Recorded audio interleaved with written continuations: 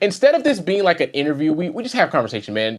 I think you saw my conversation with Thomas, and that's what we're doing over here, man. We're just having a conversation because most of the things we talk about, we've both been through. You know, even if it's at a different scale, we both have done similar things and just gone through different journeys. So I think it's good for people just to get, you know, the different perspectives, and it opened up so much conversation after that. So how'd you get started, man? Let's just go kind of to the beginning. Give us the quick, you know, 2 to 5 minute rundown. So I got started when I was around 12 or 13 years old. I got into the world of music production, electronic music production. I was very much interested in strange and abstract sounds, things like dubstep and drum and bass music, which is really big over here in the UK, or was back then. And during that process, hey Carlos, good to see you, and Isaiah as well. So I started out doing electronic music production. I went through a number of different DAWs. I started with the wretched FL Studio. I think we all sort of started there at some point. Yeah, that's a horrible word to say, but started off with FL Studio. Then I moved to Reason. Used a number of different softwares, Ableton, and then after doing electronic music production for a number of years and getting really into that, I realized I wasn't finishing my music. I was just spending more time making the sounds and designing and sampling and things like that. And at the time, I was on a college course. College in the UK is the equivalent of, in America, your last 2 years of high school. So I was in college and I took a music technology course. And during that course, I realized that I wanted to move into sound for film and TV because I didn't want to do the things associated with electronic music, such as DJing, live performance, and touring around the world and all that. I wasn't interested in that. I was just interested in making the sounds. My tutor at the time said, "Hey, Alex, why don't you go and study sound for film and TV? You can use some of the skills you've learned and transfer some of those into this new craft." Which I then did. I went to study sound engineering and design at a place called Spirit Studios here in Manchester. And on that course, I fell in love with audio post in the second year when we did our first module. I remember this light bulb moment went off. Everyone has this who's an entrepreneur or a creative. And I was looking at the teacher and he was showing us Pro Tools and he was going through a couple of things. I'd done a couple of little film projects before this, but the moment he started talking about the workflow and all that, there's something just clicked in my head. And from there, I've never looked back. I instantaneously just went out and worked on any project I could. And something that you'll relate to, Dev, being from Atlanta, we're in a similar place in the UK. So we're in the north of England, which is the equivalent of the south of the US, given that it's very working class or blue collar, as you call it. And it's traditionally sort of stereotyped where people might not be people might not think you're as intelligent if you're from there, or there's all these weird stereotypes around it. And that in the film industry is even more of a big deal than it is in other industries. So I knew that I was sort of battling against this huge behemoth, which is London. Similar to LA in America, and some of the struggles that you might have gone through trying to show people that you can just do the same work, even though you're based somewhere else, it makes no difference. So I did that for a number of years, and then I decided that I could no longer do this from my bedroom anymore. I was working out of my bedroom and I had other jobs to keep my sort of income going while I was building this. I later went to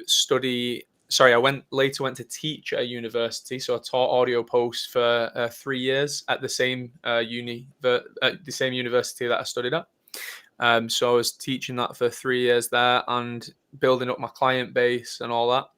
And then I saved up at the time what I believe was about 25,000 British pounds to open my first studio. Everyone told me it was impossible. Everyone said, you can't build a studio in Manchester, England. You've got to go to London. You can't do it with 25,000 pounds. It's going to cost you 150,000 pounds. Everyone told me it wasn't possible, and that made me want to do it even more. And I think that's something you can relate to as well.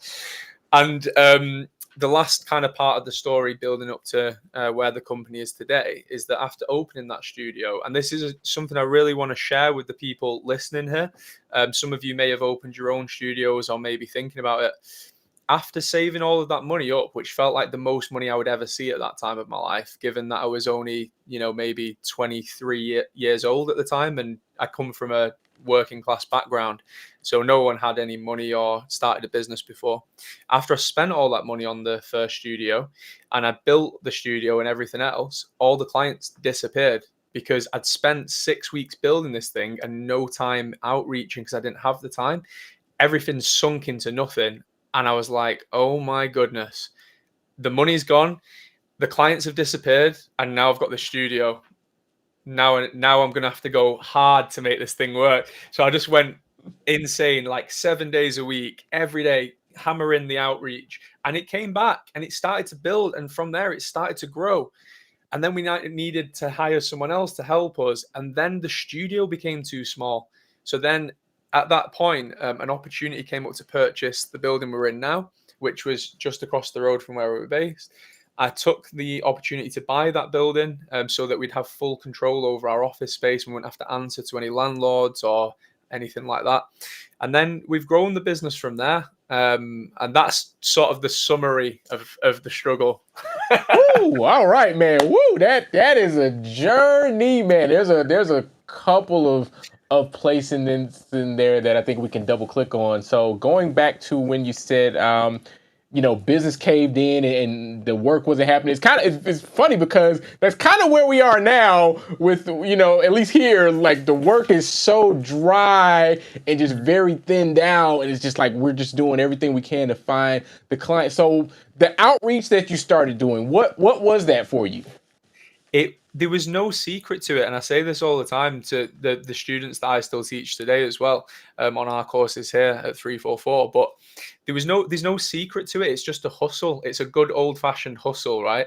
So it's contacting every person you want to work with, building relationships with people, making the relationships meaningful beyond the project.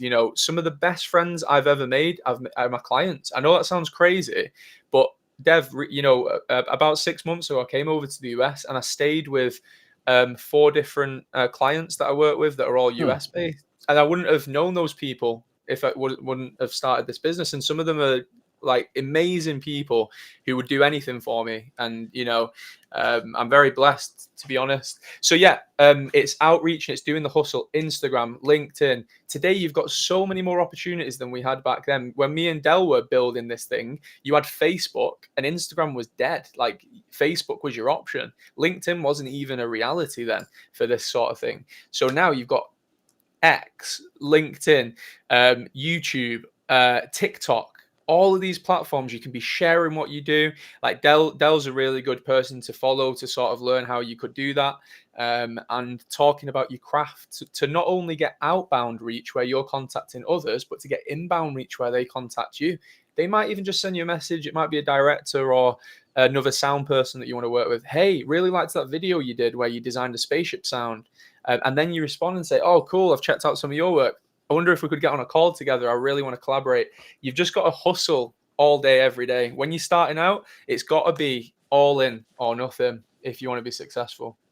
That is so true, man. I mean, the hustle has to be there. The hard work, if you will, whichever word you want to use for it, you have to have it. And it just because you have to build that name for yourself and really get known for the thing. I mean, the same thing applies if we go back to the whole music thing. It's like, if you're going to be a musician, if you're going to be an artist, you have to put in the work and really grind on those things. And you have to show it. You just mentioned about all the social media avenues. Like, we know so many people that don't really use social media at all. And it's just like, man, you're missing a whole wave of potential clients, potential collaborators, just all these things that can open up just by simply being present and posting those things about, like you said, you design a cool sound for something and people are going to reach out. Like they're going to comment, they're going to say something. It could be a director, it could be a producer. Like, you just really never know who those people could be. So when it comes to, like, when you first started hiring out, did you already have people kind of like situated that you knew, like, oh, I wanted this person, I wanted that person? Or did you kind of have to go looking around to find people that were working in the audio post space? Because of course, I probably, like you've probably run into a lot of people that do music as engineering, but they never wanted to get into audio post. They don't know anything about dialogue, the difference between dialogue and vocals, and like, hey, this is a gunshot, not a guitar. Like, Gunshot, not a guitar. I love that. I'm gonna use that next time, Dev. Next time we get a call from a music guy and he's like, I want to do post, and we're like, this is about gunshots, not guitars, okay? Yes, right. So this is one of the secrets that I'm going to reveal on this call about our hiring strategy, and something that, you know, people could look at doing themselves if they're thinking of scaling the business. So something that we've done that we don't think that anyone else has done, or I haven't seen, is we started delivering post-production courses. And while these courses are intended to teach people and to help them gain employment, one of the options of them gaining employment is with us. So when we train someone on this course, they've come to us because they have a genuine need for that training or just for some career development. But oftentimes they complete that course and we see something in people and we want them to bring them onto the team. And most of the staff we've had have come from our courses, specifically our Audio Post Essentials course. And to be honest, Del, a lot of the time when we've hired people outside of that, it's not been successful. And I think that's because we've really understood who that person is through teaching them. And then, but because they've learned to do things in the 3-4-4 way as well, it means that the kind of prime, for someone that we'd interview for the job. So that's kind of how it works. So all the people who work here currently were on the Audio Post Essentials course. Wow. Okay. So let's double click on that, because that's actually that's really good, because in fact, a couple of our students are in the chat right now. So we've got Anthony, Carlos, and Isaiah. And how you guys doing, man? Yeah. Thanks for tuning in. So what's so crazy about what you just said is that we often see, okay, you go through the internship route or the apprenticeship kind of route, you're the runner or things like that, and that's how you build up and get into the facility, and then you start learning and all the things. But what you guys have done, and forgive me if I'm saying it the wrong way, you figured out a way to you love it though. Okay. So I'm a business person, guys. So I've over the years of doing this, I've turned into a business-minded person. So you figured out a way to monetize training the eventual people that are going to work for you. And in turn, they end up working for you. They're getting paid. So they made a small investment basically into themselves to learn the craft, to really get in tune and figure out, how do I do this? How do I do this the right way? And they get into the workflow of you guys. And then it just makes sense. Like, hey, you're great. We like the energy. You know how we operate.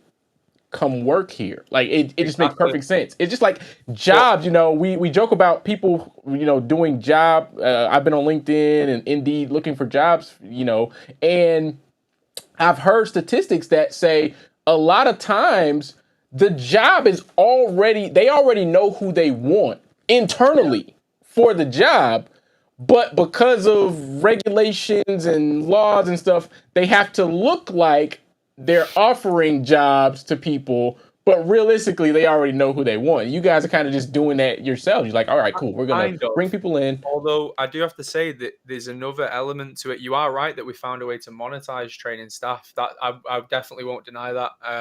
However, there's another side to it, which is that there are a lot of students that we get on Audio Post Essentials that would not be right for the 3-4-4 team, only based on their values. So there's some students we have that are incredible at this craft, but they're just not right for the 3-4-4 brand. But what we do with those students is we put the same amount of zeal in helping them gain employment outside of our brand. Oh, that's awesome. We've helped loads of people. Like, I would actually go as far to make the claim that we've got the best track record of any course I've ever seen in terms of percentages of employment. If you look at the students who've joined our course and what they're doing after, it's crazy. We've helped people get jobs when they've got like 3 months of experience, or people who finish the course and then a month after, they're in a job or they're in an interview. So it is true that we've monetized our training, but the student doesn't lose out because they're either right for us or they're right for someone else. So, yeah. That's really good. That is a really good note there, man, because finding, not only do you have to have the skill set, but then like you said, like there's the perfect fit, the personality, the belief system, like the things you like, all of that stuff together.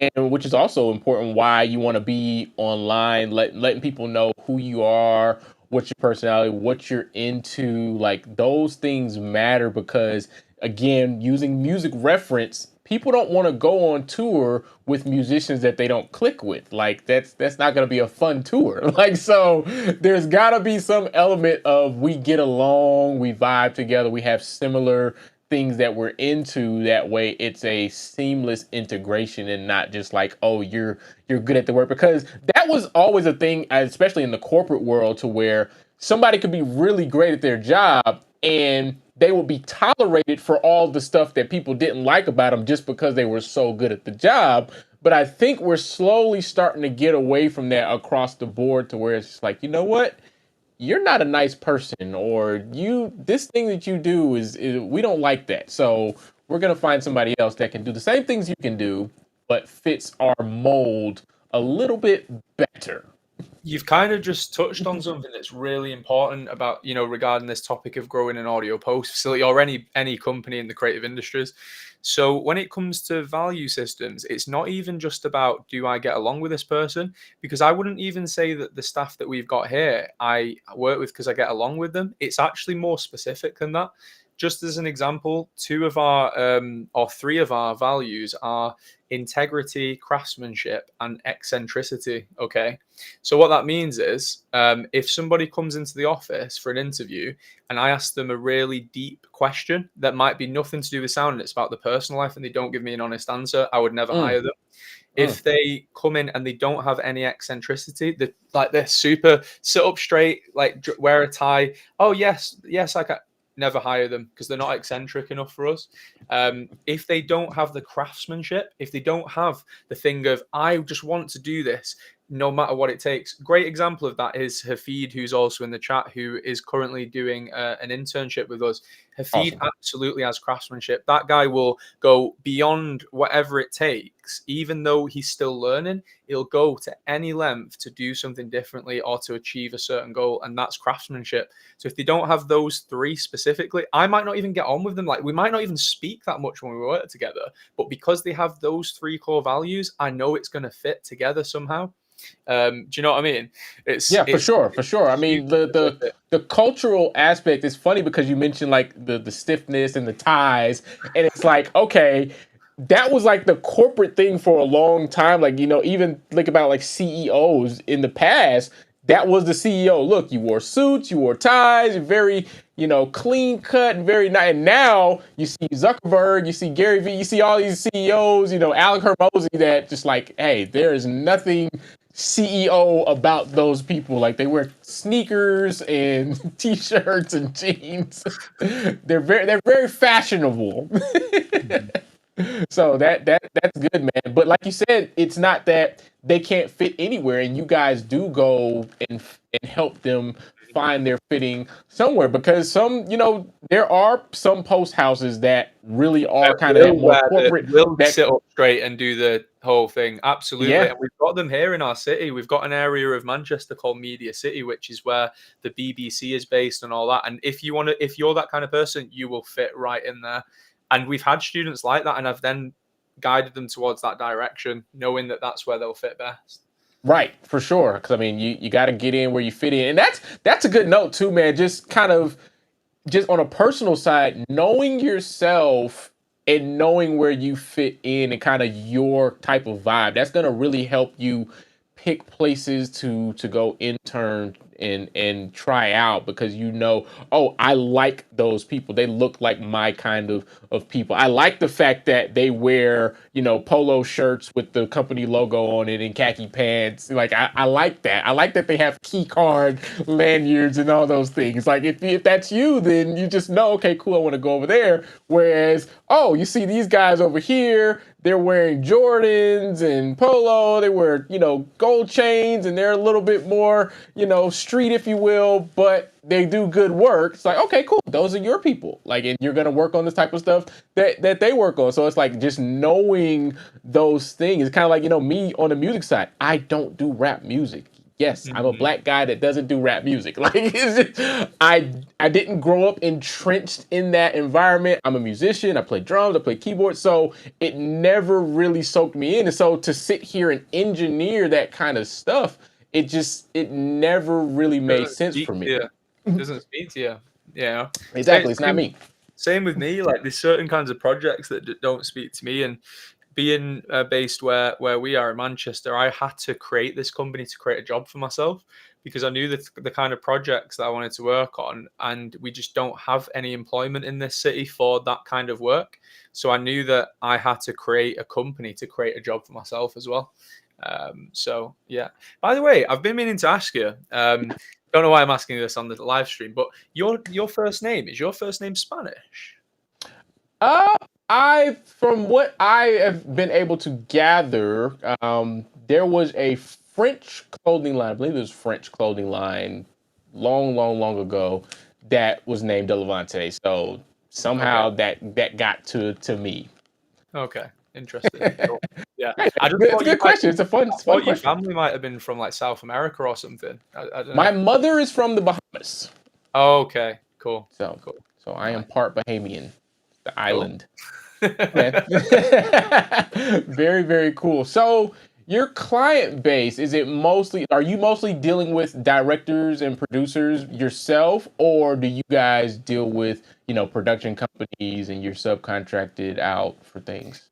So this is a really good question, because it leads me on to something about scaling a business. So something I've noticed over the years with growing this company is these periods where you shift between different types of projects, and when that happens, you really have to commit to it and go with that wave.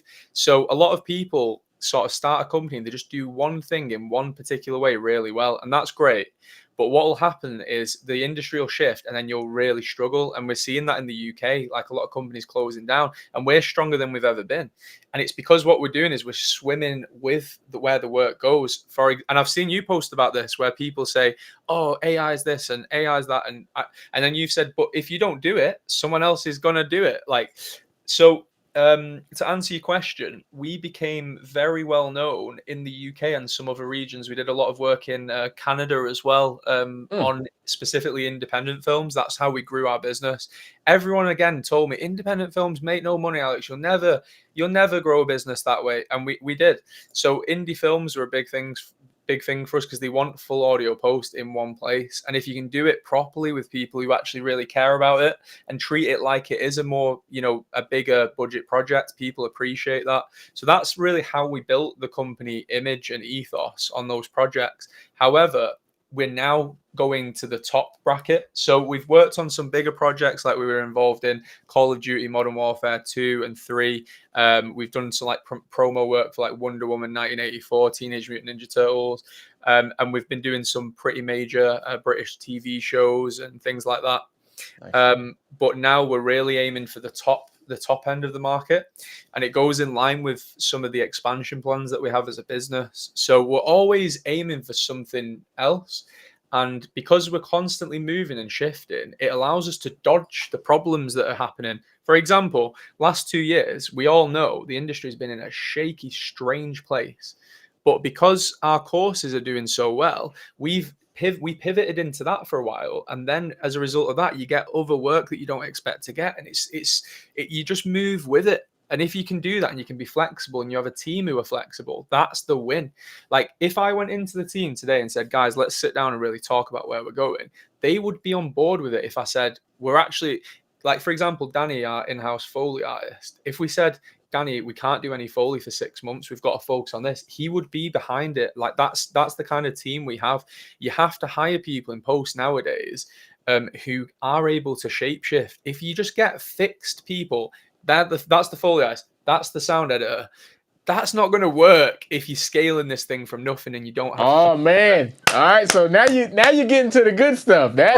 See now we're getting to the good stuff, because that is something that, again, because I've become more business minded, you have to think about these things. You have to see what the industry is doing, how executives are moving, where they're going, and how can you be a part of that, because either you're going to be a part of it or you're not. Like, it's one or the other. There's no in between usually with that. So figuring out how you can exist and what the current trends are and things. It's just like you mentioned the Foley. It's like knowing that, okay, there are programs where people can take a MIDI controller and do footsteps and other Foley type sounds.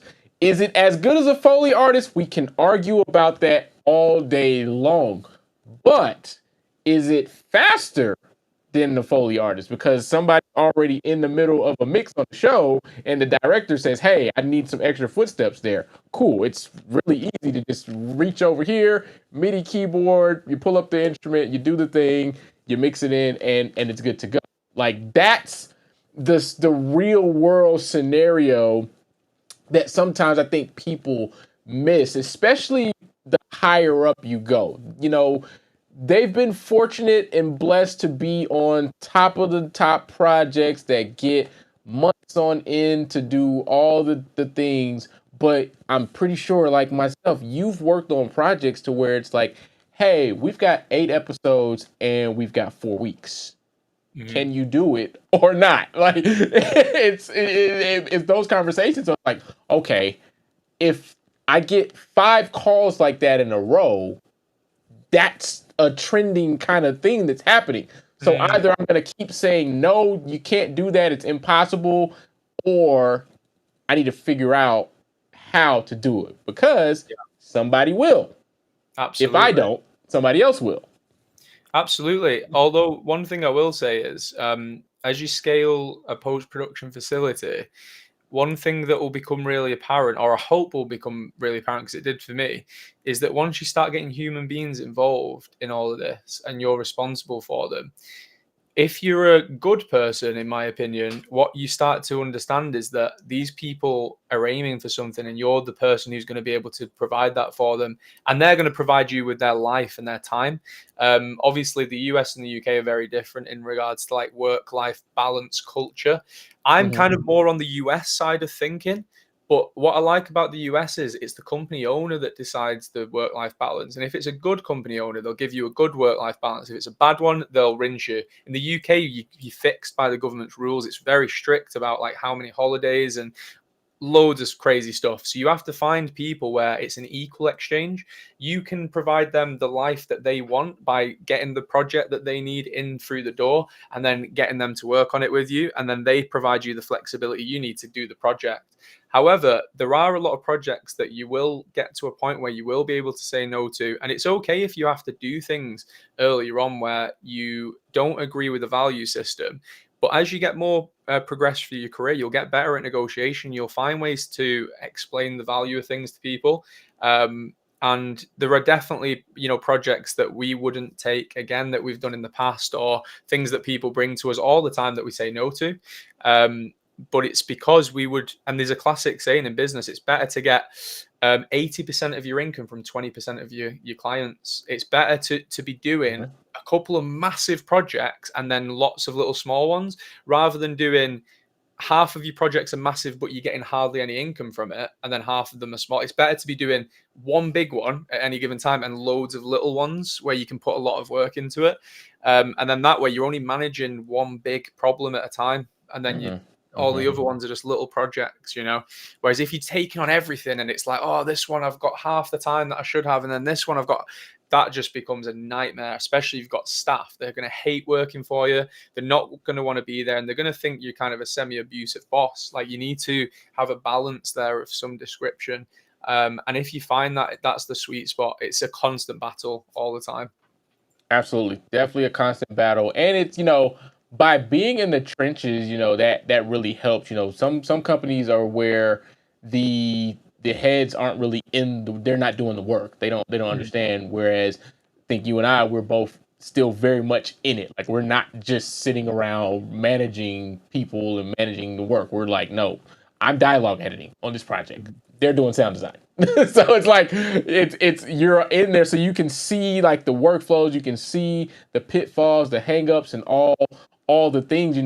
One of the things that me and Thomas talked about off air was there's been some projects that I've done pretty quickly, and it's like, hey, how did you do that? Like, and it's like I've developed little methods for myself given the type of situations that I've been in just with the market. It's like, okay, cool. I've figured out ways to do things. Like I have an episode of a show right now that I'm going to deliver once we get off that literally was a 1 day. It was a 1 day from AAF to final mix. That's just what it was. So it's a 25-minute episode, mostly dialogue. Luckily, I've been on the show, so this is the 5th episode. So all of my sound design stuff is already done. All the lower thirds, all the little. That's fine as long as you put on the invoice. Yeah, 3 dialogue editors, one sound effects editor, final mix. Yeah, I mean all the things, man, and you just find out what can and cannot work, because what happens is people, kind of going back to what I was saying earlier, people get in these nice positions to where things are a certain way, and they forget, or maybe they just never experienced what it's like to be on the other side doing, if you've never done a unscripted, like you're doing like reality TV type stuff, you don't have the temperature for what that actually is like. Yes, the work is similar, but the workflow is completely different of how you get from A to B in that type of work. And being well-rounded, like you said, being able to pivot and to go into those different things to kind of figure out what works and to learn those different things about those industries. That way you can, like you said, you can figure out, okay, my team can do X, Y, and Z as a whole, and we're good at these things. And you can now position people to be better, because you, as the owner, you're looking at people's skill set and you're saying, oh, she's really good at that. So we can take on a couple more projects we that. Pitching that more when we do outreach. Just coming back, you just reminded me of something earlier on that you said around like finding opportunities and things like that, about how the industry is shifting. You're talking about like the Foley stuff. So Foley is a really good example for this, because we're talking about how to grow an audio post facility. So I'll just give you an example of how my mind works in regards to how I'm making decisions and talking to the team about a particular problem. So I remember when I first sort of started coming into the industry about 13-ish years ago, and that's when these like contact MIDI Foley plugins were starting to come out, and they were really dominating at that point. It was like, whoa, the Foley collection and a couple of others. And there's been other iterations over the years, and they were getting better and better, and people were starting to use them a lot. And it's because at that time, the sort of facilities were closing and people starting to work from home. Pro Tools was becoming cheaper. All these things were changing. Netflix was coming out. TV was changing. And feature films, and more people were making short films than they ever were. All this stuff was going on.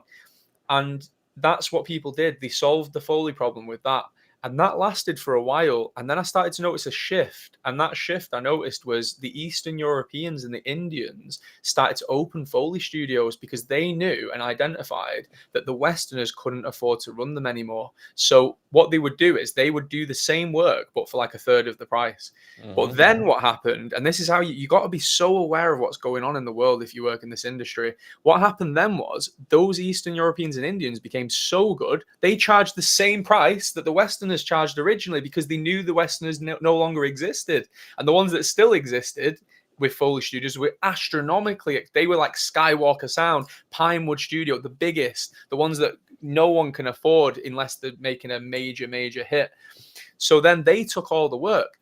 But then what started to happen is some of the big ones like Pinewood, Foley Studio, a couple in America, closed their Foley facilities, and then small ones started popping up again in the UK.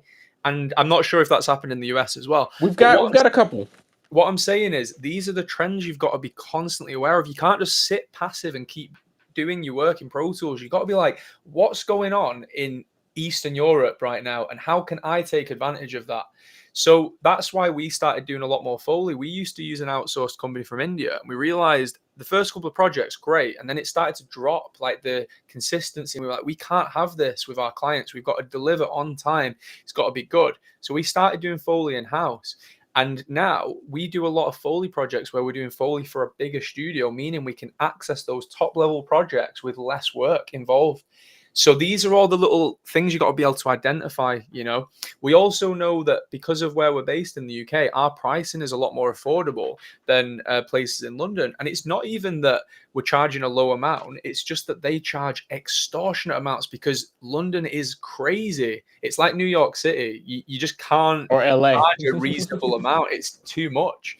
And a lot of people can't afford that, even on big projects. So it's finding those opportunities and then exploiting those opportunities. And that's how you scale your business, because you then shift into that direction for a bit. That might only last a year or two, and then something else will catch your attention, and then you'll pivot. And then you might be doing more full audio post again. Then you might be doing Foley again for a while, you know? That's so good. Let's click on that. So you just touched on a very important thing that people have to get their minds around, especially if they're going to run a business and they're going to scale it, is understanding the difference between undercutting and utilizing a geographical advantage. You know, that's just a part of business. It's the same reason why even here there are projects that have been moving to Canada and moving to other places because the economics make more sense for them. And as a business person, I get it. Like, hey, it just makes sense. Like, why wouldn't you do that if you can save X amount of dollars? Like, because ultimately you got to keep profit and all those kind of things. So if you live in an area that is cheaper to live in than those other places, yes, your studio rates are going to be more affordable for the same type of projects, just simply because of the economics. Like, you can take that off. Now, that's the completely different thing than you and, you know, your competitor down and then the you're street. going, I'll do it half the price. That's a completely different thing, and that's a whole nother conversation that we're not going to deal with that. The crazy thing I've noticed over the years, Del, I don't know if it's the same in America, but a lot of these post facilities in London, the proper buggers, like what they do is they take as much work as they can as possible, and then they like allocate from the big jobs they get, they allocate some of the budget to the small ones just to swallow up all the work, so that anyone trying to just, I want a bit of that, no, like suppressed, you know, get down. What's interesting about that is I have seen work and been called to fix work from the big post facilities. From a big post facility, and I'm looking at the session and I'm listening to it like, this came from there. Like, you're telling me this came from there. Who did they give you? Because this ain't good. Like, and that's not to say I'm amazing, but it's like, hey, this is not good, and that's why you're calling me to fix it. So whatever you paid to be over there, you should have just came here in the first place. Like, you wanted to have the big name, and you wanted to be in XYZ facility and do all the things and eat the lobster tails and whatever it is about those places that you wanted to be in. But now you've realized that they are treating you as such. Like, you're not, the crop. Like, you're not doing, the $40 million films. You're not doing Marvel. You're not doing any of that stuff. So they're not going to treat you the same way. It's no different than driving a BMW or driving a Rolls Royce. Yeah, they're the same company, but if you drive a Rolls Royce, the service you get for that vehicle is way, way, way, way, way different than what it is for the other vehicle. It's just the way everything works. So I think, and that's a part of like, as you're growing your business and you're thinking about how do you market and how do you attract clients, is figuring out those ways to highlight these things without being negative. Like, you're not attacking anybody else, and but you're bringing up the facts of the matter and letting people know, like, hey, if you go over there, they're not going to give you the same treatment that we're going to give you over here. Like, you're not going to be able to, sit down and, do all the things. Like, you might have, 2 pages of notes, and you come and sit down with me. I'm like, all right, cool. Let's order some wings and let's go through the notes. Like, whereas over there, they're going to be like, that's a key differentiator as well. That's a USP in business. And a lot of people who come into our industry don't see it as a service-based industry. Businesses are either services or products, and they're largely the same, regardless of what the product or service is. And effectively, when it's a service, you have to sell people on intangible benefits a lot of the time, meaning that's an example. Come and chill in my studio in, is it rural Atlanta or whatever? Come and chill with me on this nice property where there's some, grass outside and you're in the suburbs. It's going to be chilled versus being in the middle of Atlanta, stress, car, parking, expensive. They charge you for a Coke. You know what I mean? This is the differentiator. But then the beauty of that is you've got a differentiator against the beginners as well, who are doing it, or the chances who are just having a go at the job and doing it for no money. The ones who say, well, I'll have a go at that for $100. Right? Because then you can say, well, that guy's not going to deliver on time. He's not going to have the surround sound set up, blah, blah, blah, blah, blah, blah, blah. So you've got differentiators for above and below. And if you get that, it leaves people in a position, what I call in the sales strategy that I have with clients, when you get them to what's called the 50-50 point, that's the best you can ever get someone to in a negotiation. You can never really go anywhere beyond that because you don't know what's happening in their mind. But if you can get them to a 50-50, if they're going to make the booking or not, that's the best you can do. And to get there, you give them USPs that are cater to the people above and the people below. And if you get that right, they go away, they have a think about it, and then it's a 50-50 coin flip. Are they going to book with you or are they not?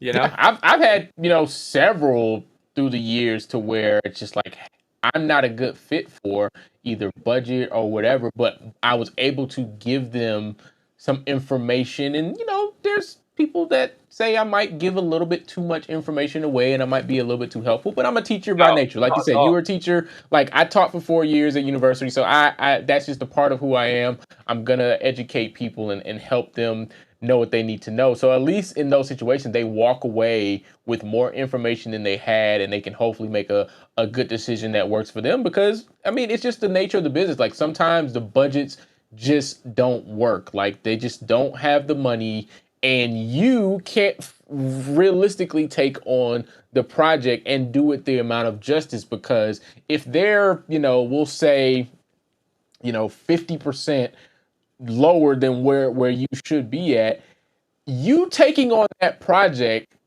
is going to bring on so much stress for you and just all this stuff, because inevitably what's going to happen is you're going to take that project and you're going to get a couple of leads on bigger projects that are your rate or more, and now you've committed to this other project. So now it's like, are you gonna go against your word and kind of which you can never do? You can't do that, because that is really bad. important in this industry. Honor is so important, and the problem is we're in an industry of dishonorable people, and I'm talking about the people a lot of the time who run some of these big facilities. I'm not talking about the people working in them. It's often the people who fund these things and are literally calling the shots behind the scenes. And also, the industry does attract a lot of crazy people, but you really have to, because it's the creative industries, but you really have to keep honor at the forefront of everything that you do. And if you do that, no one will ever be able to talk badly about you. No one will ever be able to say, I worked with Dell and he's a piece of shit, or I worked with Dell and he said that. If you always have to keep honor at the forefront of your mind. So therefore, like you're saying, if the project's 50% less than what it needs to be to get it done, you wouldn't take that job because it might affect your reputation. You might have to break some promises. You can't do that. And then at that point, you'll end up, because you want to do a good job, you're doing charity work. Then you're giving them you're paying them. at that point. Yeah. You know what I mean? That's such a good note. The one thing that I have realized about myself is that the budget doesn't matter. I'm going to do the same quality work that I would do regardless, because that's just who I am and how I operate. And anybody that I contract with, they have to operate the same way. So with knowing that, I have to be very particular about the projects I accept. It has to be a rate that I am okay with saying, because I'm a big believer in, once you've agreed to something, you've said yes, and the rate was fine, coming back later and having all these stipulations about, oh, this project is this and this, that, they are the other. You knew all of that, unless the scope of the project is changed. Now, if they start coming, if they come, you're in the final mix and they say, oh, we need a fully filled M&E. Well, that's different, because now they've misled the situation. So that's a different thing. But if the scope of the project never changes, it's exactly the same as it was when you agreed to it. You've got to just suck it up, just take whatever loss it is that you're incurring, and you just have to still get it done, because at the end of the day, you accepted that. And we have these conversations in the musician community all the time. It's like people are talking about, oh, they only wanted to pay me, $125 for this bar gig, and we had to do 3 rehearsals, and it's like, you agreed to that. You knew that at the beginning. you knew that. You know what I often say to people, and I'm going to use your country as an example for this. The film industry is like the Wild West, and it's even more the Wild West in the UK than it is in America, ironically, because we don't have unions over here. So we've got a completely ununionized Wild West system with some sound designers flicking out the 6-shooters, firing away, and then some colorists and all this, and they're just firing right. That's my day rate. That's my terms. That it's completely up to you how you do it, and I love that. I'm a capitalist, so I love the idea that I can work in an industry where it's completely based on my talent, what I have to offer, and the team what they have to offer. And then someone looks at that, analyzes it, and goes, I think they're worth this, or I don't. And I love that, because it means that you have to constantly get better. You constantly have to innovate. It's an incredible industry to work in. I don't know that there's anything like it for me. Yeah, I mean, even with the unions here, there's still a ton of work that's not union. Like, people, the union thing is a huge thing. Don't get me wrong. That's a huge part of our industry. But there's a whole other side that is not union, that is just as busy, just as big. So you have the same thing. And it's merit. Merit is the differentiator now. And it's even more so than ever, because everybody can afford Pro Tools. Everybody can afford, getting these setups. Like, you can get decent setups for little to no money now. Like, it's pretty ridiculous. I mean, even with payment plans, like, they're giving you, interest free on everything. So it's like, there's small excuses for why you don't have certain things now. But it's like, now that the playing field is somewhat level, now it really becomes about the merit. How good are you at that thing? Or what is it about you that the clients like? Like, what is it attracting people to you? Because using your gear or your facilities or what have you doesn't work anymore. Like, I've had to do this a couple of times, but I have nicer facilities than some of the big names, if you will. Certain rooms that people would even be able to afford in those places. It's like, I've got much better stuff than that. Like, so you're going over there for what? It's not the gear, So it's all those things, but it's like the same thing with social media. It's like, as it gets more and more diverse, and like you mentioned, people from India and all these places where they can now be a part of the market. Now it really becomes, hey, is their work better than yours? Because if their work is better than yours and they're cheaper than you, they win. Like, they beat you. It's interesting as well, because USPs can be things that we can't actually change about ourselves as well. Just as an example, something that we've really got a strong USP on for being British is that British people are known as being one of the top service providers in the world. Now, being a British person, we might not agree with that internally in our country anymore, but historically, we're known for being top level service providers in all different industries. Our country is a service based economy, and it has been for a while now. So if we look at countries that are sort of closely historically linked to the UK, like India, for example, ex-British Empire and linked country culturally, Indian people love working with British people in creative endeavors. So whenever we've spoken to like Indian directors, sound designers, they love working with us just because of our culture and also mixed with our skill. Would they feel the same about Americans? I don't think so. And this is what I'm saying. You've got to find what innate skills or assets do you have? Like being an American, there'll be countries that love working with America more than they love working with the UK. Like I think South Americans would probably prefer to work with Americans than they would British. So this is what I'm saying. So you've got to find these little pockets of opportunity and use them to your advantage, you know? Pockets of opportunity. I like that. Pockets of opportunity. That's a good word right there. Very, very good. We'll definitely take that as something to strip for social media right there. Pockets of opportunity, because that's literally what it is. It is pockets of opportunity. Like I recently did a opera edit that was a live opera production, and one of the reasons I got that job was because of my music background, because I'm a heavy music background, so that was a strong component because it's live music, there's people singing, there's a band playing, so you have to be able to have some type of musical background to deal with that, because it's not just the edit, it's not just the dialogue. It's like, no, they started singing through this whole segment and they cut between day 2 and day 3. That needs to make sense tempo wise. Like somebody musically has to deal with that, otherwise it's gonna be a mess. So those things are important, like you're saying, man. Finding those places where you uniquely fit into, and then leaning into those things and making that a standout thing, and highlighting those things. I've been getting more into becoming like a dialogue person, because I've always loved dialogue. And even when I was mixing for network stuff, and I would get dialogue edits that weren't to what I would want them to be, and it made it even more clear to me, like, I'm a dialogue person.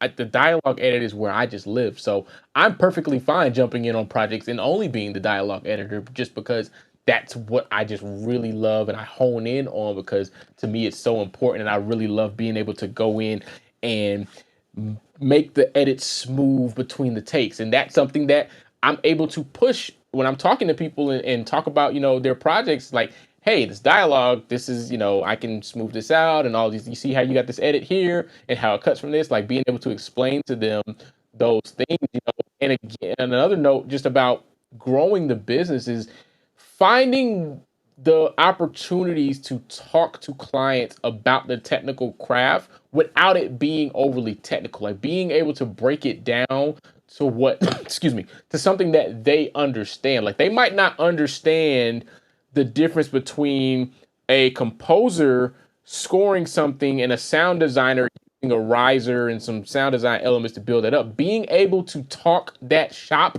in a way they understand it is strong. Like that's a good thing to have. And just on that note, another thing that's really been big for us is with clients, we have tried to educate clients a lot over the years. And one of the ways in which we do that is we try to encourage people to come to us, even if they're from different countries, and work with us in person. So that's something that's worth mentioning if you want to scale a post-production facility, even if you're not in LA, New York, London, whatever. Just try and find a place that you can get to, like be near an airport, you know what I mean? Like somewhere, like we're near this, like the UK is one of the biggest airports that's completely international, flies direct to the US, all over Europe, everywhere. So that's really beneficial if people want to come and fly over here to do courses or work with us in person. But when people do come in person, we take them through the whole building and show them, like when we're doing a project and we're doing full audio post, we'll take them into the Foley room and just let them see a little bit of it, see some of the magic take place. Then we'll take them into the sound design room, let them see that, and then come into the mix. And it makes it a bit more about something. It's like, rather than going to we're saying these post facilities where you just go into this big black room and you just sit there, and you see your mix. You don't see any of the dialogue edit. You don't see any of the Foley take place. You just see the mix, and you go, yeah, that looks good. Yeah, got a note at 30 minutes, got a note. Whereas when they work with us, it's like, that's one of the differentiators. Let's take you in this wonderful world of sound, like show you around and get you excited about it. And if you get them excited about it, the next time they work with you, they don't even talk about budget. They don't even consider it. You know, we've just, one of our American clients who I went to visit on that trip, he's just brought another project to us. And he said, I know that you guys are going to cost more now than you were before, but I'm okay with it. Whatever it costs, let's just do it. And because I wouldn't like take advantage of that, obviously, but our prices had increased slightly since then, maybe like 10, 15%. But just what I'm saying is he saw the magic and he didn't care anymore about the price. And this is what I'm saying. It's like, you don't need to think of your service in such a boring, mechanical way. You can make it exciting for people, and you can make them want to pay for your service if you do it right. So that's, I mean, that is so important.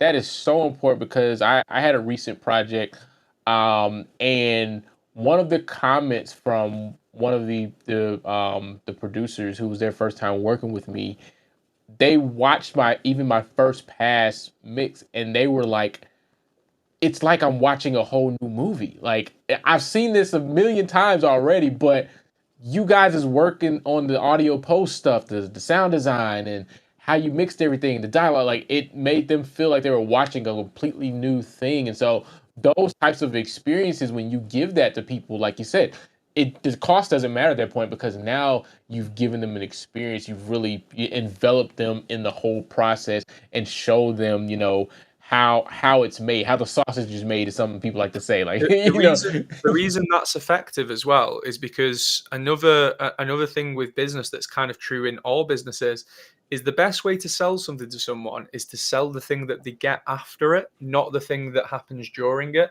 So, for example, let's say you're on a phone with an indie film director, and you know that you sort of prices are creeping up. You're starting to get pretty good at this now. You've got a couple of people you work with. You're starting to think, maybe I want to like move into a facility situation in a year or two. I still want to start renting a space. If you're at that point and you're starting to work on some quite challenging projects, you know that you need to be charging a bit more. You're in the negotiation with the producer or the director. Don't sell the process, sell the thing that they get at the end, because people respond to that better. So when they're saying, oh, we're on a low budget, blah, blah, blah, you say to them, I understand that. However, if I don't do this using our current procedures, you're not going to end up with something at the end that touches people, emotionally. You're not going to end up with something that passes quality control, that distributors are excited to hear and watch. You're not going to get into all of these festivals, because sound is one of the top reasons that film gets rejected at festivals. So when you sell the after bit, people respond a lot better than when you sell, oh, we need a sound designer and we need a Foley artist, and they don't care about that. They care about what they get and what makes them look good. So if you focus on that, that's how you creep up in the costs and selling, procedure with clients. And that's really important. One other thing I want to touch on as well, that's really important for the people listening, something that's really helped us scale this company, just cutting out all of the more sort of generic or general things I've said maybe, and focusing in on something very specific that all of you can action from today. Payment terms, right? Super controversial subject, right? We don't deliver any work until full payment lands in our company account. We would never send it. We don't care who the people are. We don't care if it's Warner Brothers, guy from down the road. We don't send the work until the payment arrives. That we're talking first mix here as well. We're not talking final mix. We don't send it because we don't ever want to be in a position where I didn't come into this industry to be calling people and saying, hey, we sent you the invoice, did you get it? And going through this whole thing, I came in the industry to provide a great service for people, and I can't do that if they don't pay us. So I can't stress this enough. If you want to scale your business, you need to come up with payment terms that make it impossible for people to owe you money. And if you can do that, and you have the balls to say, actually, that's kind of what we need to make this happen for you, that will really help in scaling your company, because you'll have constant cash flow all the time. Taking deposits is also crucial. I'm sure a lot of you already do that now, but taking a deposit payment, even if it's smaller than 50%, is fine. We take 20%, for example. And that the reason we take 20% is so someone can't complain when they have to send us the rest of the money before we deliver, because we didn't take 50% up front. Do you see what I'm trying to say? So there's ways around all of these problems. Other people say, well, that's just how the industry works. We work on a net 30 basis. That's how they do it in the UK. Our response is, that's fine, but that's what we will require. Would you still like to go ahead? And if someone really took on your selling when you're on the phone about working on the project with them, they'll still go ahead anyway. That shouldn't be enough to put someone off. And if it is, it's a red flag. So, just think about this. This is something that I did from the bedroom to the mix room. From the whole process, never sent a client the work unless they paid us first. And that has really helped us as a company grow and sustain. When you've got staff and things like that to pay for, believe me, you won't want to be calling up a company and chasing them for payment when your staff are asking, when are we getting paid? You won't. You'll want to be paying your staff on the whatever day that you pay them, confident that that money is landing and the project's going to be done on time. Now, it's worth mentioning, if you do go for an aggressive payment term strategy like that, you have to be absolutely perfect with your delivery every time. You have to always deliver on time, because you can't expect them to deliver on time if you don't. You've got to deliver what you expect from clients as well. But that's probably my number one tip. That's the one secret to take away from this call. Don't do payment strategies that are exploitative to you and your business. Do payment strategies that are fair and equal and are based on you delivering on time and then paying on time. And if you can do that, you'll have a much easier life. Yeah, man, that's really strong, and it's an interesting one, and it's because here, and I'm sure, like you said, some people work off net 30. What that means a lot of times is you have to also be okay with some projects you won't get. Absolutely. Just because if that company, like if you're doing advertisement and that advertising company works off of net 30 or net 60, whatever their payment term, and that's what their policy is, like the corporation, that's how their policy is, then you just have to get in a position where you're like, okay, either I'm going to stick to my guns and do the things that how I want to do it, or I'm going to be a part of that. Because I have a mixture of those clients. Like, I have clients to where it's like, oh no, everything is, you don't get anything until I deliver. I don't deliver anything until I get paid, deposit, all that kind of stuff. And then there's networks. And for me, it becomes more about, have I worked with them before? Are they a credible network or something? Because if I'm working for Lionsgate, then cool. That Lionsgate is Lionsgate. They're not gonna stiff me like that. It's so interesting you say that. I've had the opposite experience. Really? In the UK, it's the big corporates that screw people more. So I know people who, I'm not going to name any names for legal reasons, but I know major people who you would have heard of even in America have not paid people and have delayed payment and all sorts. Because in the UK, unfortunately, we have a lot of subcontracting and subsidiaries. So you'll have this big umbrella company, but then they're hiring another production company to do the production that then they claim as their own. So it's true. It's really complicated. And I've also had situations where many times where someone has gone, our company policy is net 30. And I go, so what? Our company policy is pay before delivery. So now it's a chess game. Who's going to go for it and who's not? And I think what I'm trying to say is, I'm not saying all of you should follow the way that we do it, but I'm saying that there's certain things in your business that if you want to grow it, you've got to have non-negotiables and negotiables, and they can be on anything. It can be time, money, working hours, things you deliver and you don't deliver as standard. But you have to know what are the ones that can never change. Because if you don't have that, you don't really have any core values. You just have a value system that's negotiable based on who you're speaking to, which is never good, because you're never going to become a company then. You're always going to be viewed as like a subcontractor or something like that. Just like that company has their payment terms, you have yours. So we've had situations where, for example, there was a £1 billion turnover company. And they came to us with some commercials, and they said, hey, we want you to work on these. Can you... not sure where Dell's gone. I'll continue because I think it's still going. So Yeah, we've had projects where a commercial company will reach out to us and say our payment terms are net 30, net 60, and then we will go ahead and say, well, our payment terms are payment before delivery. So what would you like to do? There we go. All right, Yeah, we're that's back. all right. It's all right. I continued anyway. So I was just saying we've had situations where a company might come to us who've got like really high turnover, big company, and then they'll send us this huge contract, like 5-page contract with tiny writing, all these things we can cancel whenever we like. We can pay you in 120 days after the work. All this mad stuff. And what I do with that is I read through it and I go, that's great, but here's our contract. And then we've had situations where that's happened and the person's gone, okay, right, yeah, let's just do it. And there's ways around every problem. Like something I always say to my team when I'm joking about like a client delaying, like their deposit payment or whatever, I always say, it's as simple as one person just has a bank account and they just have to send you the money and they're just deciding not to do it. That's what fundamentally what it comes down to. So the way I look at that is let's find another solution. So when we've worked with big companies, they have like these approval things where it's like, oh, well, this guy from finance has to approve this to prove this. Okay, great. Let's just put it on a credit card then. We've had that before where we've done like huge projects where people have just paid it on a credit card because they can't go through their 30-day process. So there's always a solution.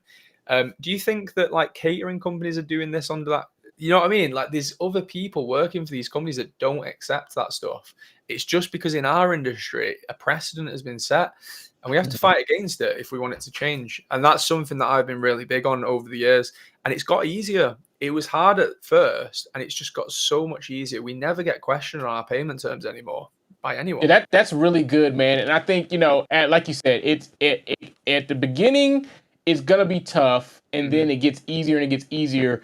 And what it has to be is you just have to get so confident in your business and how you're running things, and like you said, delivering on time, all that kind of stuff, and just being able to just like, hey, this is just how we operate. And you guys, especially if it's a client that you've already had for a while, they know your work, they know you deliver. So it's like, hey, I've never not delivered for you, have I?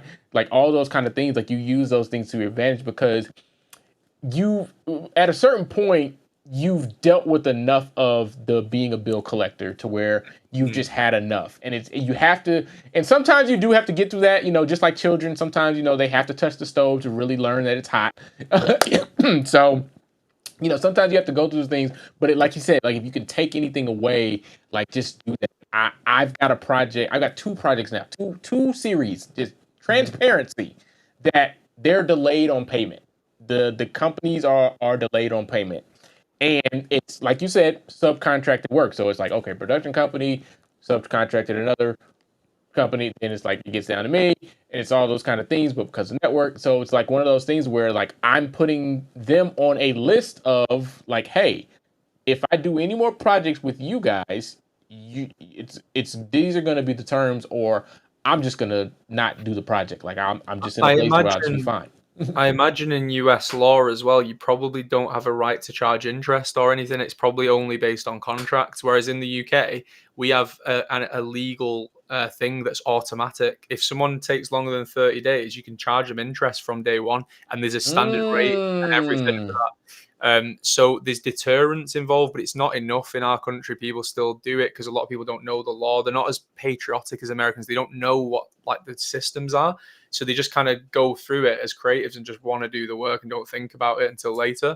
But one thing I've heard from some Americans that seems quite effective is if you want to do the same payment terms that you normally do, is you can obviously put a penalty in the contract if they don't pay you by a certain date, but you can also do the reverse where you reduce the price if they pay you before the date.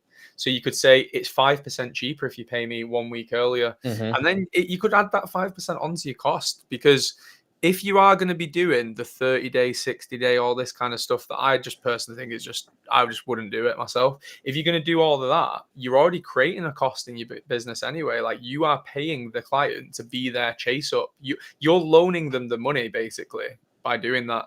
So I think if you are going to do that, add a little bit of money to the bill and then say you'll take it off if they pay you early. And then that's a way to get around the problem, but still be doing it in their system. Yeah, what's funny about that is a lot of things that are good business practices, we've been on the other end of it because we deal with other companies. But when it comes to us running our business, because maybe we weren't taught those things, or like you said, it's not the norm in our industry, we don't do those things. But the fact is that those things are good business practices. Like, I didn't start really thinking about what you just said until last year, because I started, reading and seeing that being an option, and I started thinking about it. I was like, wait a minute, my garbage collection company does that. Like, every quarter they send a notice saying, hey, if you pay the full quarter early, we'll take 5% off the bill.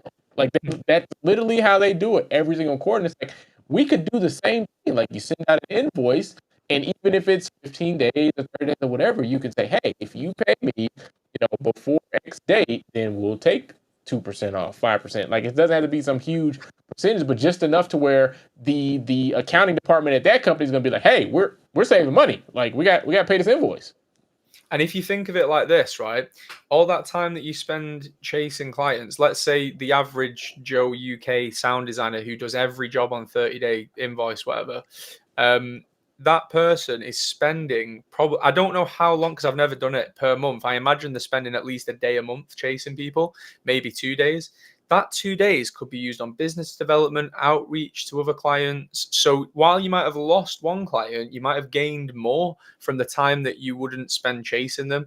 So I just look at it all like that. I look at it like, if they're not paying you on time, they're taking money out of, in your case, Del, you've got a family, your family's mouth, or your team or your company's growth. They're taking it away from you, and you're loaning them that money. I really can't stress that enough. You're actually loaning it to them. So, just think about that. And then, because you now know that information, think about how you can adapt your strategy in a way that feels comfortable for you. And if you get that right, if you get that payment system right, that alone, huge game changer for growth in your audio post business. Absolutely, man. Great. So we're gonna open up the floor, guys, for a little bit of Q&A, and let me get the QR code off the screen because it's not relevant to this stream at all. All right. So yeah, if you got any questions that you want to ask us specifically. Hey, Kalade, good to see you. Drop us a question down in the chat, and we will put it up and answer it, man. And you guys can get as specific as you want to get, man. We're here to help out and bring any value that we possibly can. So if you've got a specific question you want to ask, then ask away. We've got the time, the experience to give you what you want. What's an audio post facility? That is a good question. That is definitely a good question. So audio post facility is a post-production facility that specializes specifically in the audio side of post-production. So we know in post for film and television, you have the editing of the content, you have the coloring, all of the graphic design, the VFX, CGI, all that kind of stuff, and then the audio. So all the dialogue, the sound effects, the Foley, editing the music down, ADR, if actors have to come in and redo their lines, all of that stuff is what we handle in audio post. And so when you have an audio post facility, you're focused only on the audio, whereas a post facility would typically include all of that. Now, interesting note about that, kind of if you've been paying attention to what we've been talking about, there are many situations and people that we've worked for that we are subcontracted through. So there might be a post facility that gets a job for something, and then we're subcontracted as the audio post of that side because maybe they don't have an internal audio department, or their audio department is busy on some other project. And so, like he said, they're trying to do all they can to bring in all the work into their facility, and then they just bring it out. Because the one thing about, just thinking about the business structure of what we do is, at a certain point, you build up your brand and you build up your name to where people know you're going to get it done. It's not necessarily about who's doing it more so than the fact that they know and trust that you as a company are going to get it done. And that's something to talk about too, is just like thinking about the branding you're building up. Are you building up you as an individual, or are you building up this company and you're building a team and you're building just this infrastructure that people just know, okay, if we put it in their hands, it's going to get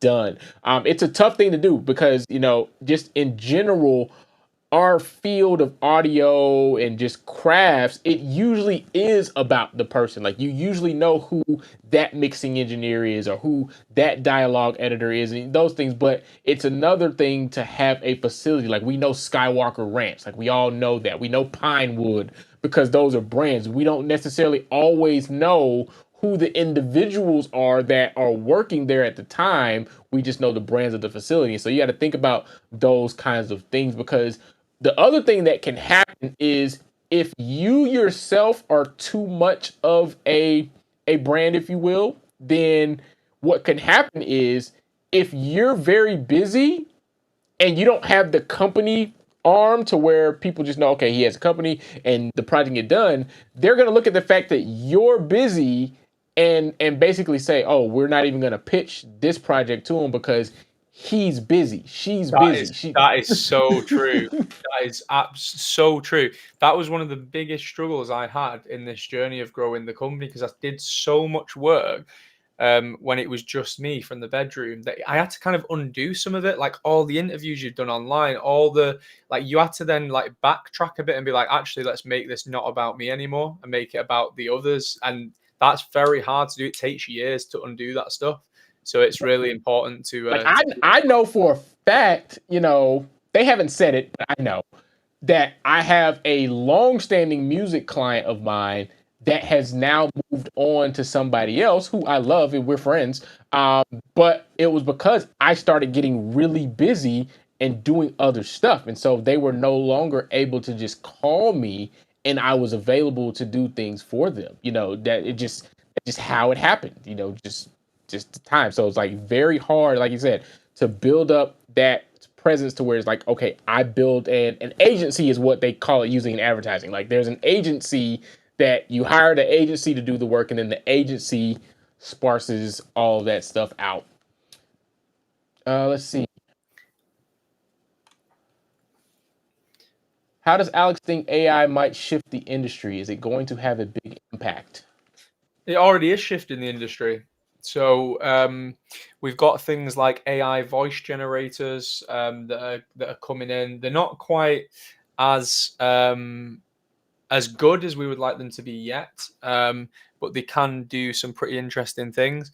We've also got dubbing, audio dubbing AI tools where they can dub movies in different languages, and they're getting better. I think all of these tools are great. I think the less ADR we have to do in the industry, great. I think that's not a bad thing. You're going to get some people who specialize in that who are going to lose out, but technology moves on, and ADR is a means to an end. It's not something that any of us want to do. The only time we want to do ADR is when it adds to the story. So I don't know why people are so obsessed with losing, the idea that we might never do ADR again at some point. So that's good. There's also AI noise reduction tools. And I think the AI noise reduction tools are great. I don't think anyone disputes that. They're really helping us. But I don't look at them as a replacement for anything. I look at them as an extra step. So I still use iZotope primarily, and then I switch to AI when that doesn't work. So it's a step-by-step process, and you just have to keep on top of what's changing and what's moving. In regards to AI replacing creative, there are some AI sound effects tools now. Are they close? No, they're miles and miles away, because post-production sound, we usually inherit technology from other industries. If you look at a lot of the things we use, studio monitors, Pro Tools, all these other tools, a lot of the time come from a different field and they get transferred over to us. So I think we're going to be one of the last industries to see, a serious shift like that. And I think people still love that there's someone who comes into the film and cares about the script and thinks about the story. And I think that's, if you get that right and you establish that behind your personal or company brand, people will still come to you. When AI takes over, people still want, a Banksy on the side of their building. Even though one day a computer can probably do that and they can print it on the building, they still want Banksy to do it. So it's going to be the same in what we do. And like we were saying before, it's a free market system based on merit.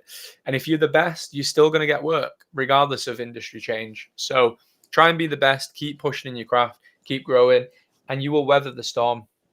Yeah, so here's kind of piggybacking on what you're saying is here's a way to think about this, and you guys can take it how you will. A person that is already really good at the craft, like they're good at dialogue editing, they can sound design pretty well, they just know how to be creative and stuff. Tools that can speed up the workflow for them to be able to use more creative mindset rather than the fixing mindset is ultimately going to propel them forward, because they're going to say, okay, cool, I know how to prompt this AI sound design thing. I need backgrounds for this scene, this scene, this scene. I want birds, winds. Like, they're going to be able to put all the details, the creative details from their mind in there, and it pushes it out and allows them to tweak it. That's the thing that, for me, because I want to look forward. I don't want to be so far forward to where I'm missing what's going on, but I do like to look ahead and see kind of what's happening, because we take Sora, for example.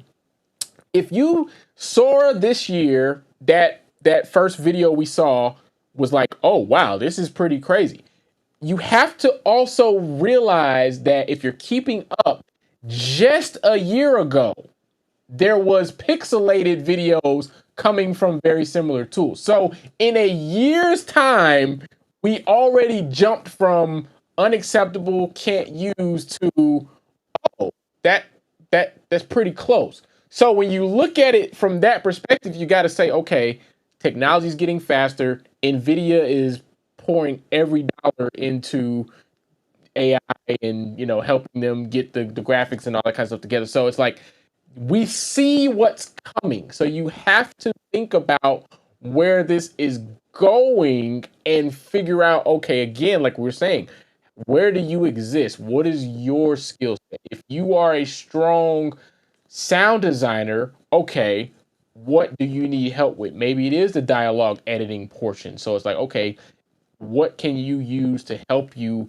with the dialogue? Is it a person or is it a tool that helps you do the live? Because I don't know if I've been getting a lot of projects to where editors are utilizing the noise isolation. Like they're either in Resolve or Premiere, and they're using the built-in noise isolation.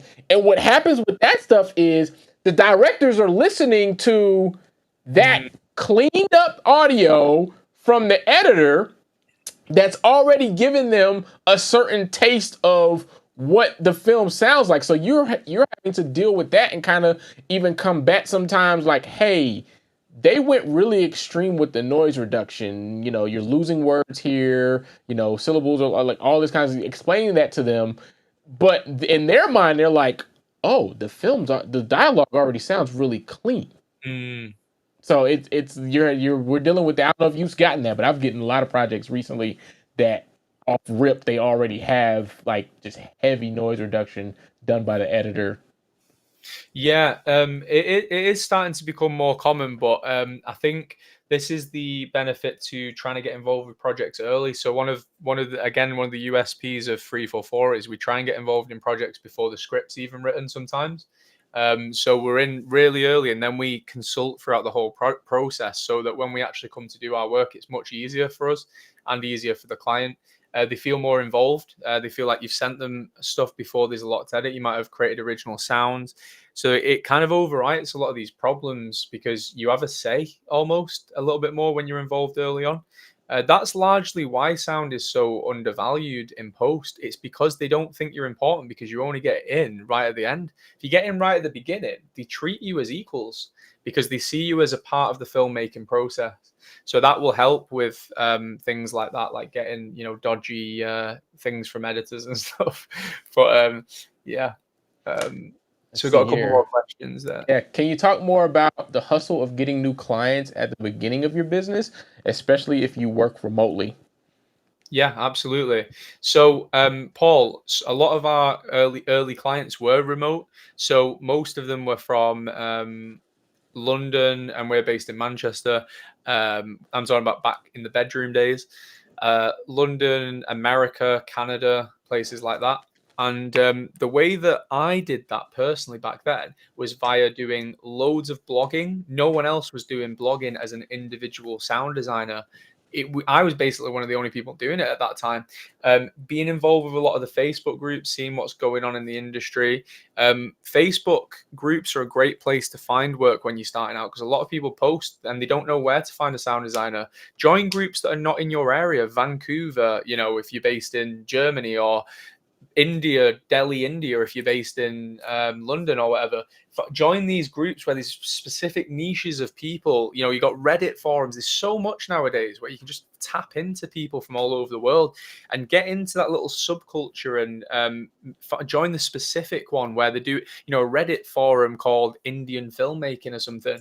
Get in that forum and promote yourself. That's the hustle that you have to undertake to get those remote clients.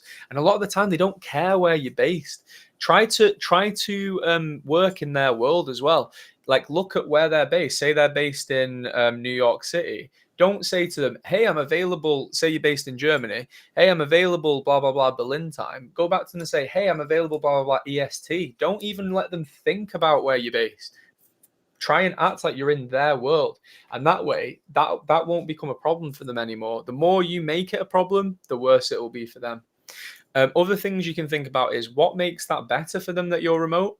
Don't just focus on price. If that is a factor, focus on things like if you have a remote workflow solution, if you have a way to stream your mix to them live, so they feel like they're in the room.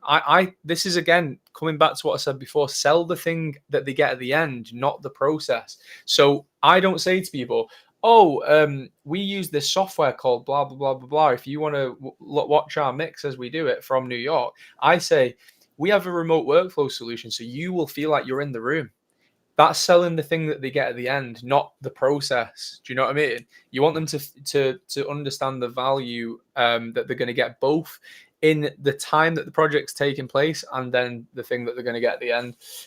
So if you can do all of those things, that will help you get the remote clients. But just be open to the idea. It might not be where you think it is. It might not be America. America's great, but there's tons of incredible sound designers there. There's loads of European countries where projects get made. We've worked on German, Indian, Czech Republic, America, Canada, Ireland. You know what I mean? Just keep your mind open to the possibilities. Yeah, I want to go back really quickly for a second to just to getting inside of these groups and getting in these networks.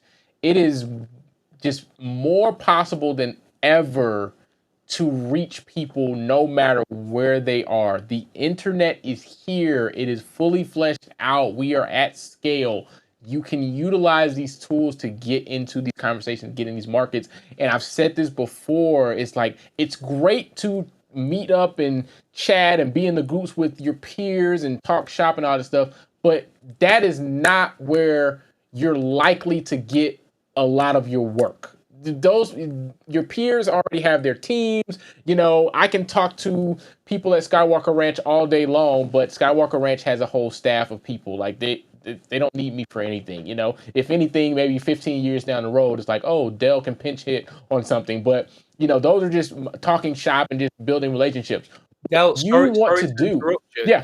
You've just reminded me of something that's really useful for Paul. So I hate to name a specific person, but I'm going to here because you can sort of follow the story.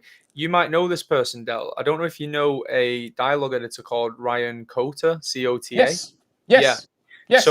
So Ryan Cota was so active online. This guy's I've not spoken to him really before, but I've had him on Facebook for a while. He's going to think this is really creepy if he sees this. But I've followed his journey over the years, and it's fascinating. The guy's busy. He's a family man like you, Del. He's a busy man. He's got a lot of responsibilities going on.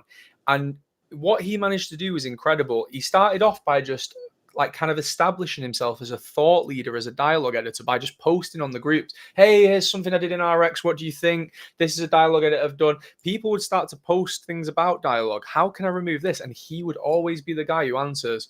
And what I noticed was he started working on some slightly bigger projects. Like, oh, okay, Ryan's getting there. And now he's working on the Mandalorian, and I think it was the Mandalorian or something of that nature, Yeah. with Skywalker. And it's because he established himself as the go-to guy. Yeah. He's You the have go-to to establish yourself. dialogue editor. So they saw an opportunity and went, he's that guy I've seen on all the forums. He's always contributing to the community. He's been doing this for 5 years. Let's just give him a chance. This is, I mean, that's why everybody seemingly knows who I am. It's because I'm on social media. I'm everywhere and everything. Reddit, whatever. Like I'm there in the conversation. But again, it's just inserting yourself into places where you have the potential to get customers. If you're in your local film group, that's all basically the people who are in production. They're not in post, they're in production. And you're seeing all the threads and all the conversations about films people are working on and they need this. All you have to do is just be in there. Oh, hey, if anybody ever needs audio posts, or I do this, and just like, or I do things like I'll pop up in a group, in an overall film group, and just say, talk about like why dialogue is so important, or some of the stuff I'm starting to notice as a supervising sound editor on projects. We're getting everybody's shooting wide and tight, and we don't get the boom as close as we need to. Like, just talking about those things in those groups, you're bringing conversation to them that they may or may not even be thinking about because they're not audio people.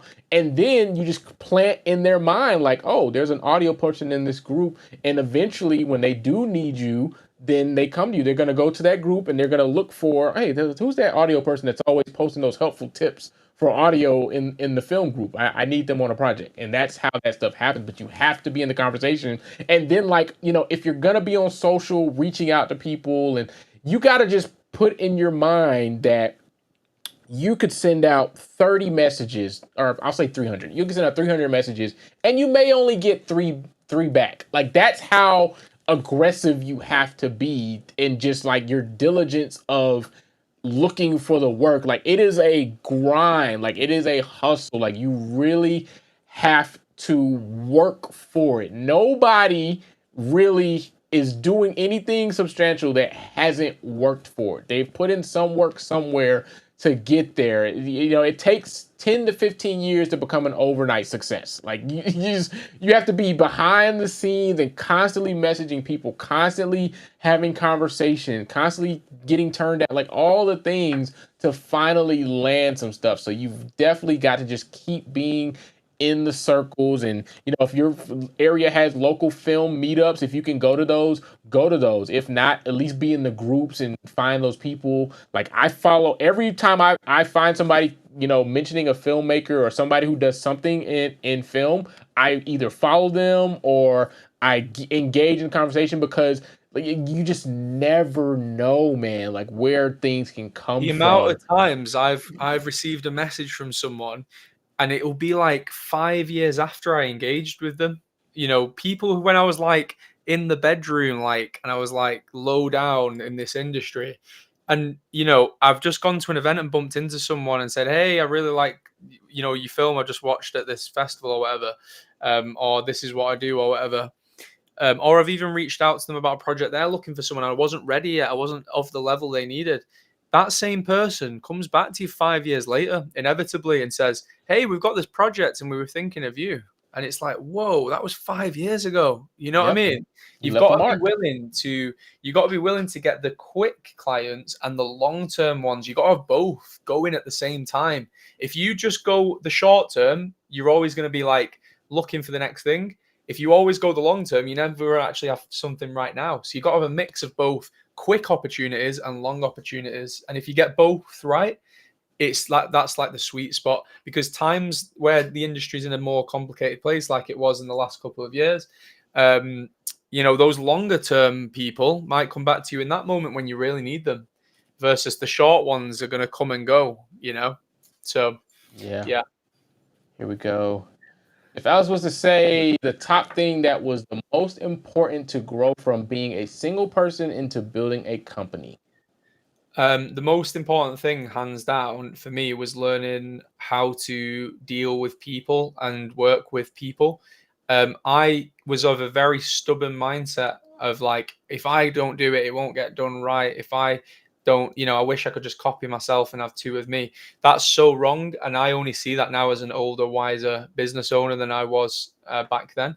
And I hired a lot of people who were not right for my company because of that, because I would focus on things like skill, just the skill and not the value system. When I started shifting that mindset and realizing that there's things that other people can do that I can't do and things that I can do that they can't do, that's when it all changed for me. And it really became a company and not just me trying to figure out how to get people to just do things the way I needed them to. And it became more about, well, actually, that's not how I would do it, but that's different and I actually like it.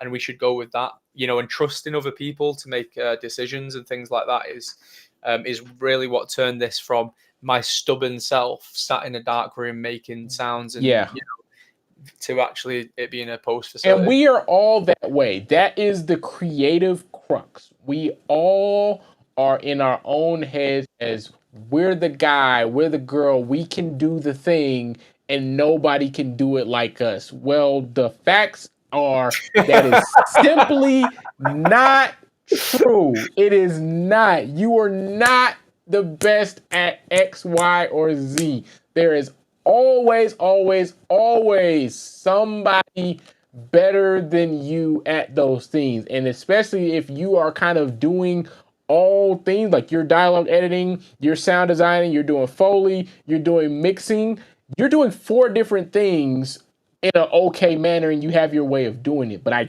guarantee you can find 4 other people that slaughter you on all of those things as far as skill set. So what you really have to do is you have to break that mindset. You have got to get out of that and realize that there are other people that can do the thing. They can do it just as well, maybe better than you, and figuring out, okay, when you have the ability to bring them in, getting them into your circle. Like the moment I started bringing sound designers in, projects just, the quality of the work just jumped because I was no longer doing okay sound design. And people will say I'm pretty good at it, but that's not my thing. Again, dialogue is my thing. So when I was able to start bringing people in specifically for that, the quality of work we collectively were able to do, it was so much better. So much better. Yes, I had to break them off some money. That's a part of running the business. But again, you really can't even scale the business as a one-person operation because you're going to max out on the amount of work that you can even do as an individual person. So that's the other side of it that you really got to get into your mind. Like, do you just want to be the person doing the work on all projects, or are you trying to scale? Because in order to scale, there has to be more people involved. You have to have a team. Like, there's just no way you're going to be able to do the amount of projects and at the quality that it needs to be done to scale to a certain level. Like, I don't know of any major film audio team that is literally one person. I don't know of any. Like I don't see it. Like it doesn't happen. Like that is not a thing. Like you really have to think about the growth. Like you look at every post facility you can think of, and there is a team of people there. There are dialogue editors, there are sound designers, there are Foley artists, there are Foley editors. Like there's whole teams of people working together. And then as you build out your team, then you can start saying yes to more projects, because one of the things that I do a lot is if we're working on, let's say, a film and we've got, 5 weeks on this film, week 4, usually sound design, that stuff is done. We've gone through all their stuff. They've done our revisions. Now I'm in the mix. I'm sitting with directors. Guess what happens at that point? Sound design can start on a whole nother project that I may not have touched yet because I don't need to be. They can go ahead and start working on that project and the machine keeps running. That's the whole thing. When you think about scale and growing the business is how do you keep the machine running when, you're on something else or this person's on something else. You got to keep the team running as a whole. It's a machine. All right, here we go. What strategies do you implement when entering into a new market where you are not known? Okay, I'll give you an example, Carlos. So, I'll give you an example of a market that we've already entered versus one that we haven't entered really yet. So, when we started working with some Indian clients, it's things like learning how to pronounce their names correctly, learning about their culture, learning their time zone, learning about how they currently do sound and how you could help them do it better based on the Western perspective. Learning about like I mentioned before, the cultural benefits of being British and then being Indian. All of these things, like you have to try and take them on board when dealing with people in a new market. And I think that's what you're asking. A new market is in a new place. So that's one way that you deal with that, learning their language and their systems. But let's say we were to go into like where Dell is, Atlanta, Georgia, right? It wouldn't be really that dissimilar. I would have to understand all of the systems over there. If it was remote, it would be different to going in person. Like let's say we were to open a branch up like in Atlanta, Georgia, we would have to know who the competitors are there currently, what projects go through there currently, what projects could we bring to there.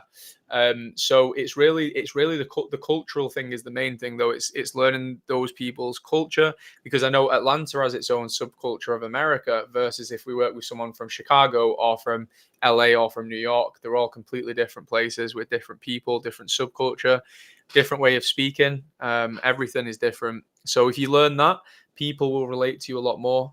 You might have to adapt the language that you use, the way that you talk, the way that you do business a little bit. And if you can do that, if you can shapeshift a little bit, it will help you fit in with that market a little bit better, and people will feel less alienated by you. So yeah, that's Man, one. that is so good. Shape shifting, another great one. That is a great one, man. You have to be able to shape shift, or sometimes what we call it is code switching between different, worlds, because that is what it is. You're literally going into a different market. I love that you talked about culture, because that's literally what it is. It is tapping into different subsets of culture and understanding their language and what they do, like what this means, what, for instance, knowing to a certain group of people, that's what she said from The Office means the same thing as pause. Like understanding those differences in culture are so important, because like you said, like being able to go into a different market and speak their language to where they feel comfortable with you. Like that's really important. Like if they don't feel comfortable with you, that's going to make it harder for them to maybe Just trust you or bring you just as an in. example, Carlos, we recently were talking to I think he might actually be on the call here. So there's a sound designer from Nigeria who's one of the top in the country. I think he might be on this live here, or maybe he's left already, called Kalade. So Kalade's moved to the UK recently, and we've been talking back and forth a little bit. And I know a little bit about Nigeria as a country, and me and Kalade are talking about collaborating, bringing our teams together, the Nigerian and the UK team, to come together for some projects. So before going into negotiations, me and Kalade talk to each other about how the Nigerian producers operate and the way they speak and how they deal with negotiation, so that when I go into that with Kalade, I know that I'm not like doing something that's like disrespectful in his culture or making him look wrong, or him making me look wrong. Like we have that understanding, and you have to be so open to be able to do that. Like if he's like fixed in your world, how the hell are you going to work with someone from Nigeria or America or whatever? Because they just don't work the way you work. It's a different culture. Like our humor is not land. It doesn't land with Americans a lot of the time. I've had client calls and I'll say a joke and they'll go, and I'm like, oh crap, I shouldn't have said that. They took that really personally, um, and then you're like backtracking. So yeah, it's all about learning the culture, and that really goes a long way, because it's like learning another person's language. They appreciate it that you took some time to look into that. Absolutely, man. Absolutely. All right, this might be our last one here. It's a good one. In the audio post world, is it better to be focused on one niche, such as indie films or commercials, or is it better to have offerings and say yes for a wider range of projects? So again, this if you're starting out and you're in the bedroom stage of the process, even if you're on the way towards like the studio facility or you've built your own studio or whatever, so at this point you're going to need to start thinking about how much money do you need to bring in to grow this business or to even sustain yourself as having employment in it. Um, and at that stage, your temptation is to do everything. It's like, oh, I can do music composition, blah, blah, blah. Like when I started out, I was like music composer, sound designer, mixing, mastering, all sorts of stuff. And then it just converged gradually. And a lot of people told me you should just pick one craft and stick with it. I think you should at any given time try to stick to one thing, but be open to shifting as the work comes and moves and shakes around. So, for example, comparing indie film and commercials. So, if you look back at our company, maybe not quite where we are today, but where we were like 3 or 4 years ago when we were in the old studio, we were about 90% indie film and 10% commercials. And that was it. There was no TV. There was like maybe slivers of TV that came in every so often because all that stuff gets handled at Media City in Manchester. So we just didn't get involved with that. So I think it's good to sort of niche down on at least one thing. Like the example of Ryan Coter, he did a great job of niching down on dialogue editing, but not just going, I'm a dialogue editor, being the guy who's always the go-to guy you ask questions for, for dialogue editing. So just niche down on something at least, and then that can be your thing, and that can be the thing that you become the best at. We've got a lot of students all over the world on our courses because we teach remotely as well as in person. So, for example, we've got a student who some of you might have seen in the forums called Paul Cruz. Paul Cruz is from a country called Zambia in Africa. It's one of the poorest countries in the world, and it's a country where the film industry is just not really there. And that guy has just got such an incredible determination. I have a massive respect for him. And I've mentored him a couple of times and had conversations with him to try and help him in any way I can. But what he's done really well is he is the number one in his country. And yeah, some of you might go, so what? Being number one in Zambia is no big deal. But for him, that is a big deal. He can feed his family with his work, do the job he enjoys to do. And he is the go-to guy. Whenever a Zambian TV network gets their first big hit on Netflix, who are they going to call? Paul Cruz. Because he's got a cool name, a cool brand. He's always there on socials. He's getting engaged with the Americans and the British and the other people. He knows what he's doing and he's got it locked in. So if you can be that go-to guy, the go-to guy of Poland, the go-to guy of Germany, the go-to guy of your city, or your area, or just like Ryan Coter, the go-to guy for dialogue editing advice.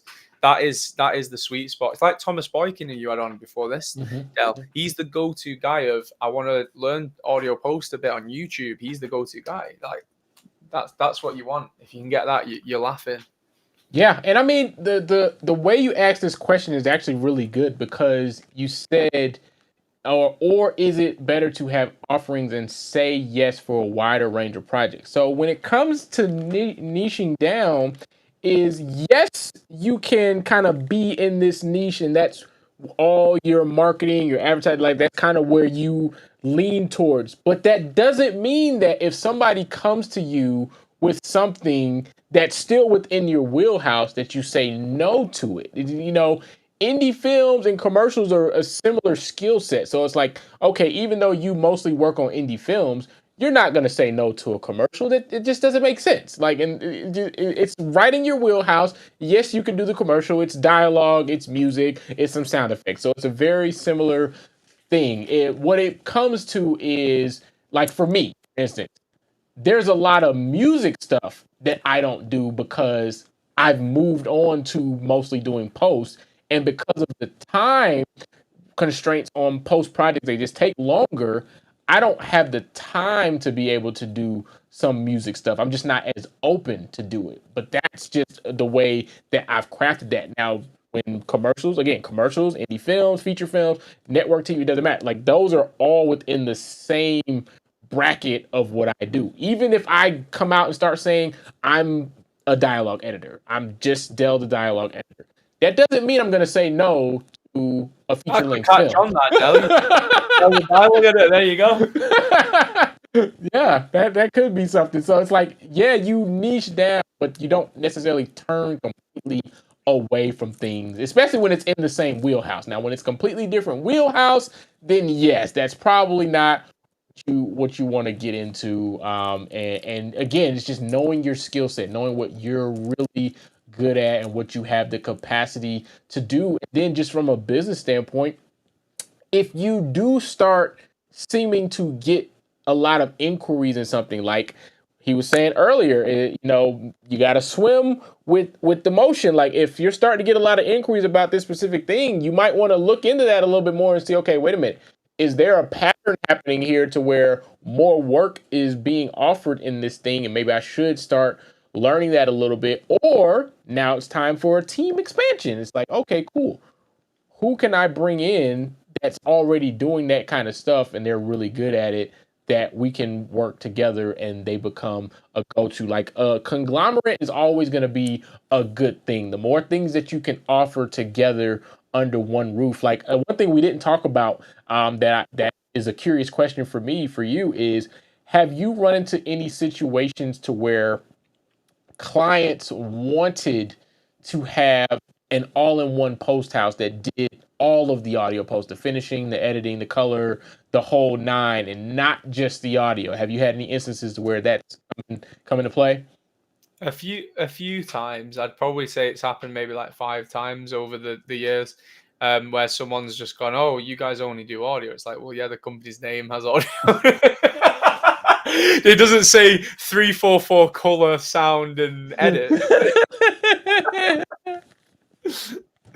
But yeah, it does happen from time to time, for sure. And people do, ideally want it to be as comfortable for them as possible. But I mean, what I always say to people who go, "Well, why would I not just go to this post house?" I say, "Well, do you want a company that that doesn't have a massive interest in your project specifically? They're just willing to do it all, or do you want to work with individual people who will really take that to the extreme and and push it as far as it can go?" And usually people want the second option. They don't want just someone to churn that out for them, unless it's something they don't care about. If it's just like a low budget reality TV show, they're not going to care that much. But if it's a film, the director's really going to think about the quality of the sound, the color, and the edit. And that's also an opportunity to where, you building your network and having a wider network can come into play, because if people are coming to you for those things and you do have editors, you have colorists, and you have, VFX people that you are friendly with and y'all can really work together. Like I have tons of friends that's like literally the thing. Like we put each other on 2 different projects and bring each other in because it's all, hey, I need a VFX artist. Oh, you know what? I know too. Here's their information, or I'll reach out to them for you. Like you can do it however you want to do it. But, again, like not only being in your circle of people, like having connections in other circles can sometimes help you to even get projects, because it could be a situation where somebody comes to you just for the simple fact that they know a guy. A guy. Like you just kind of become that, okay, no matter what we need, if we work with him or her, it's gonna get done. They can put us in the right direction. Like sometimes that's valuable in and of itself. Like you just being a resource for people that you can make anything happen. And then eventually, if your business grows and you decide to have more ambition, you start turning yourself into a post house. Now you become the post house that does everything. That brings me on to another point that I wanted to mention on this that I didn't think about earlier, which is the concept of partnerships. So, and when I say partnerships, I don't mean someone like legally becoming part of your company or business. I'm talking about teaming up with people who can help you achieve things that you couldn't achieve on your own. And Del, you're a great example. You at this point, you're one of 344's partners in ways that you might not even realize right now. Just as an example, when you shout out to Del because he helped me get into MPSE, right?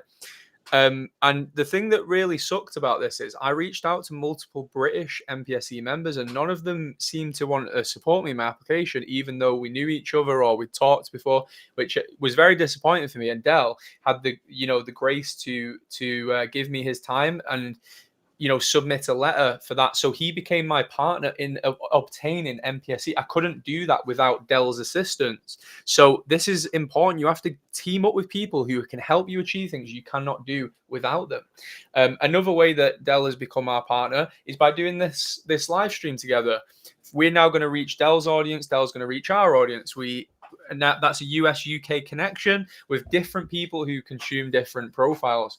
And if you can find partners, you can achieve amazing things. So there's a couple of people that are color grading partners we have where we're really close friends. They do color grading, we do sound. They will look out online for anything that comes up with sound and then send it to us straight away. And same with color, we find something, send it to them. Those people are the best because they're your little salesman and you're their salesman. And if you do that right, it can be really beneficial, but you do have to watch out for people who just take and don't give back as well. Yeah, for sure. But yeah. Great. I love that. There's nothing to add to that. That's good. When you come across great audio in a film or TV show, how would you determine who did the work on it? Credits usually. Or just ask. or you can just ask. Like, now listen, you're gonna laugh at this one. Or you go in one of the Facebook sound groups and you say, who did the sound on this? It was terrible. And then you get the guy commenting below, it was me.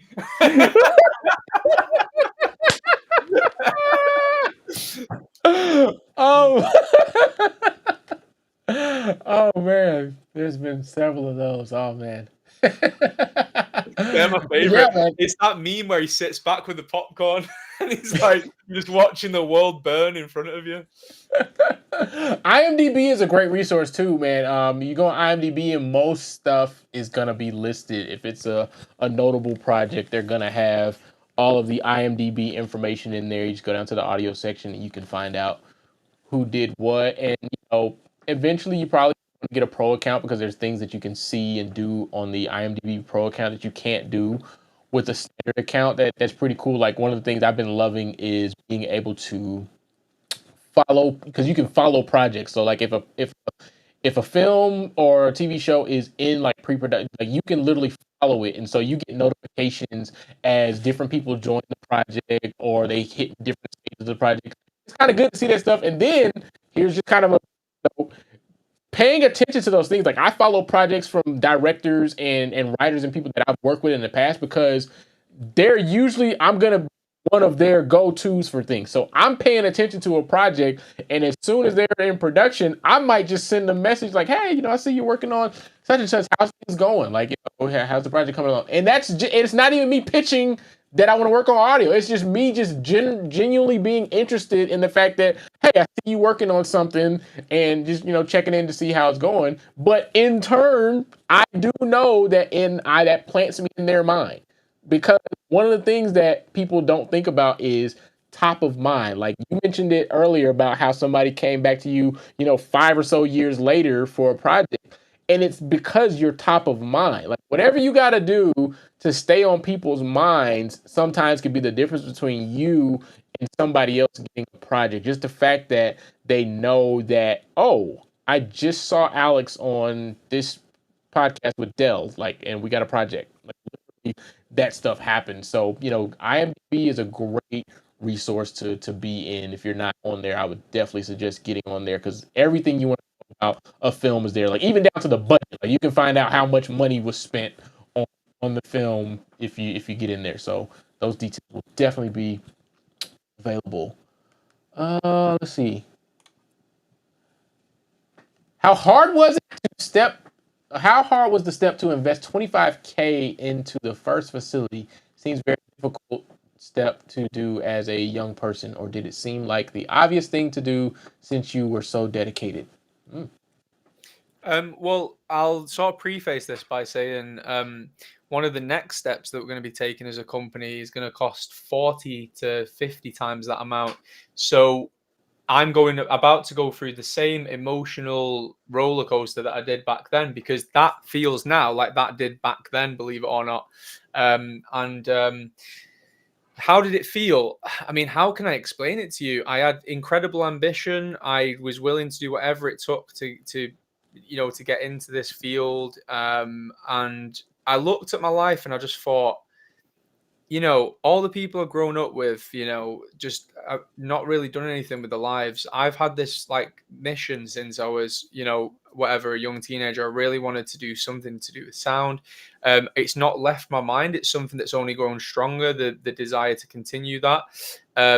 I have saved up this money and I've done all the things I promised myself I was going to do. I sacrificed a lot of things. I didn't go on vacations. I didn't, you know, buy clothes for like 2-3 years to save this money. Like I cut all costs. I was living at the brokest of broke. Didn't care what people thought of me, you know. After doing all that, you kind of owe it to yourself to follow it through. So having a plan and sticking to it is quite important, actually. Even if you don't know all the little individual pieces, just having the vision of the end result. Like it just came to me, in a vision one day, the studio idea. Like I was still working from home, and I just a pie in the sky idea. What if you actually opened a studio? That was crazy to me back then. I was telling some people in my life, and they were like, "How the hell are you going to do that?" And I was like, "I don't know, but I'm going to do it." You know, and being a man of faith, I believe that we're given God-given gifts, and we can envisage the path at which to achieve them.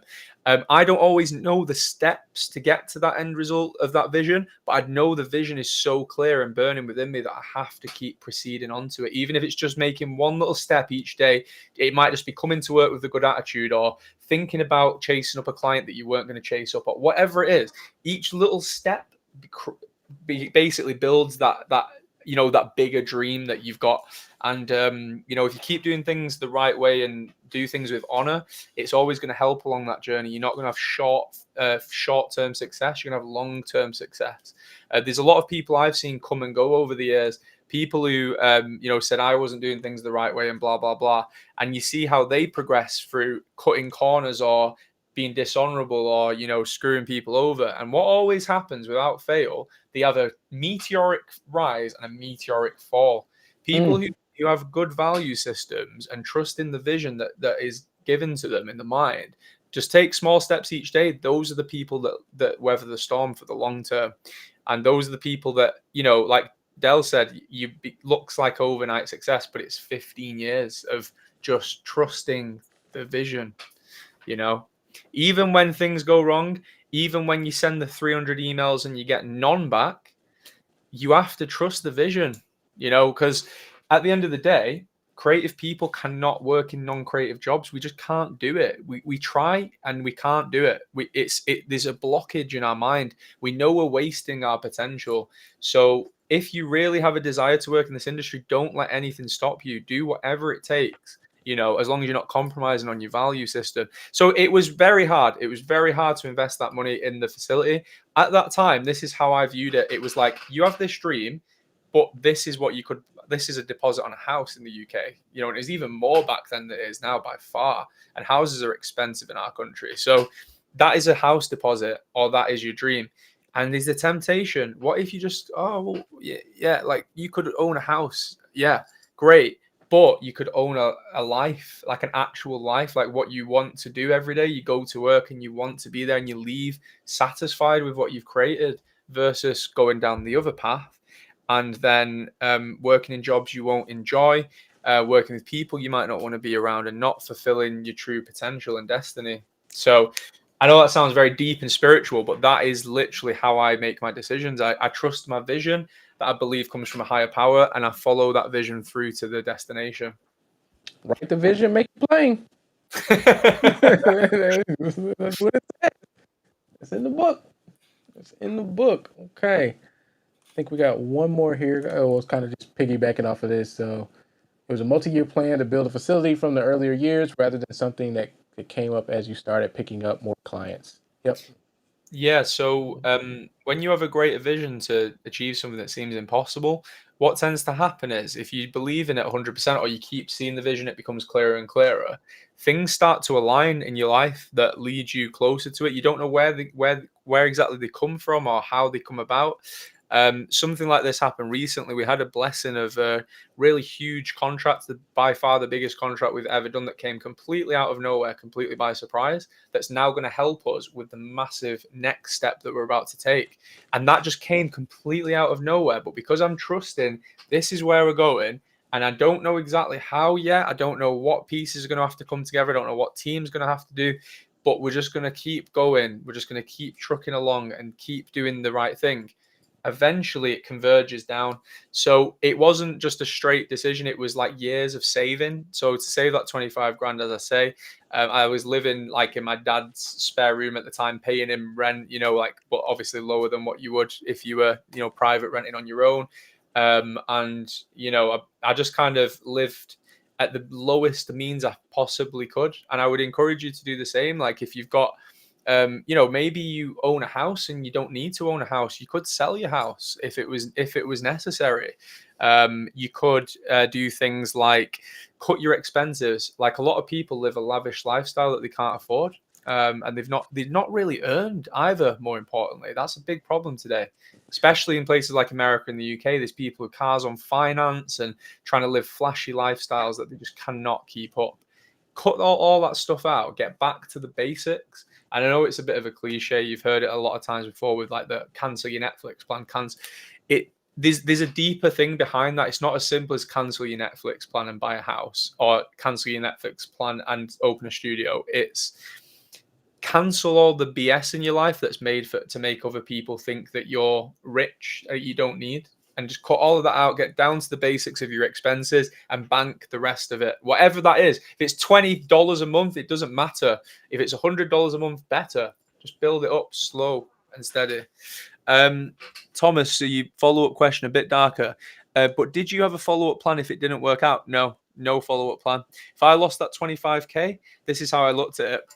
If you lose the 25K, at least you can say you tried and you did everything in your power to make it possible. And if you lose it, you lose it, but you're not going to let that happen. You're going to work as many hours as God gives you.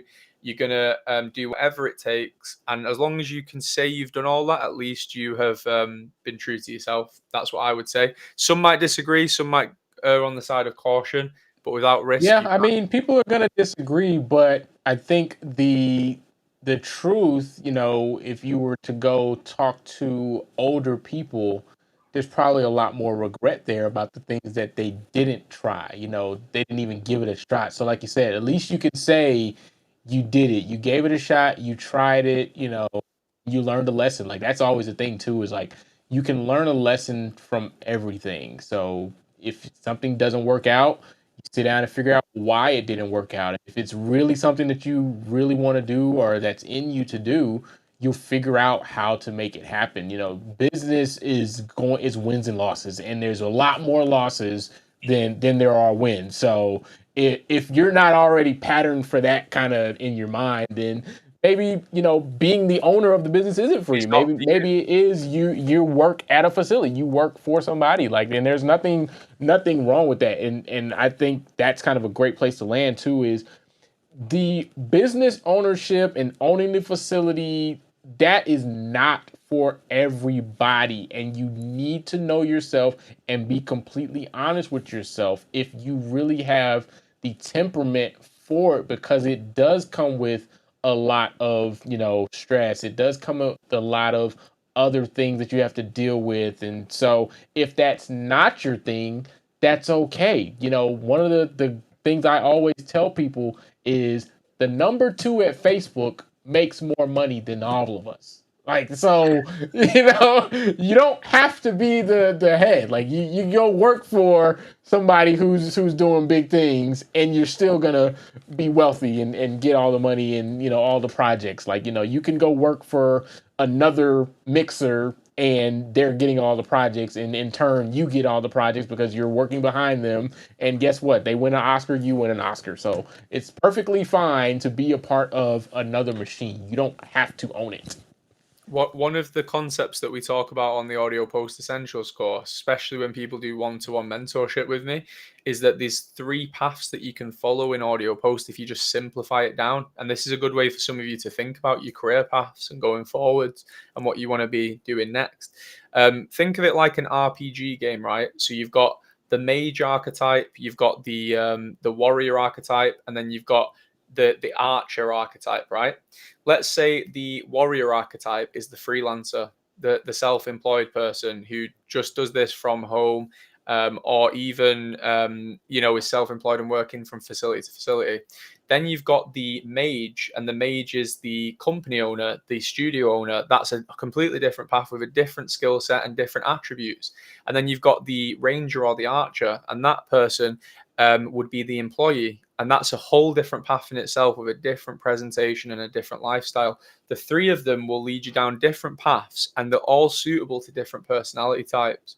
And it's like Del says, you need to be self-aware of that, so you're not going down the wrong path, picking the wrong character. Everyone's done that, right? You play in Elder Scrolls Skyrim or something, you pick the wrong archetype, and then you can't change it, can you? Once you're in it, you're in it. You've picked the thief, and now it's too late. You've stolen everyone's stuff, and you've got bounties on your head in every town that you go. Well, that is a great place to wrap up, Alex. It has been a fantastic conversation, and you guys have asked some amazing questions. And I hope for anybody who comes back and watches this after the fact that if you have a question, again, just leave the question in the comments, and we'll get back to it. If it's specific to Alex and he doesn't see it, I'll make sure he does see it. And thank you guys so much for tuning in. Alex, you got any last words? No, I just wish everyone the best who's watching. I hope you take something away from this, and if you want to reach out to me or ask any questions, feel free. And thanks for the opportunity as well, Del. It's really a pleasure to speak with you. Yeah, man, it was great, man, and we'll have to do it again. We'll find another topic and do it again. So until that next time, you guys have a blessed day, and we will see you later.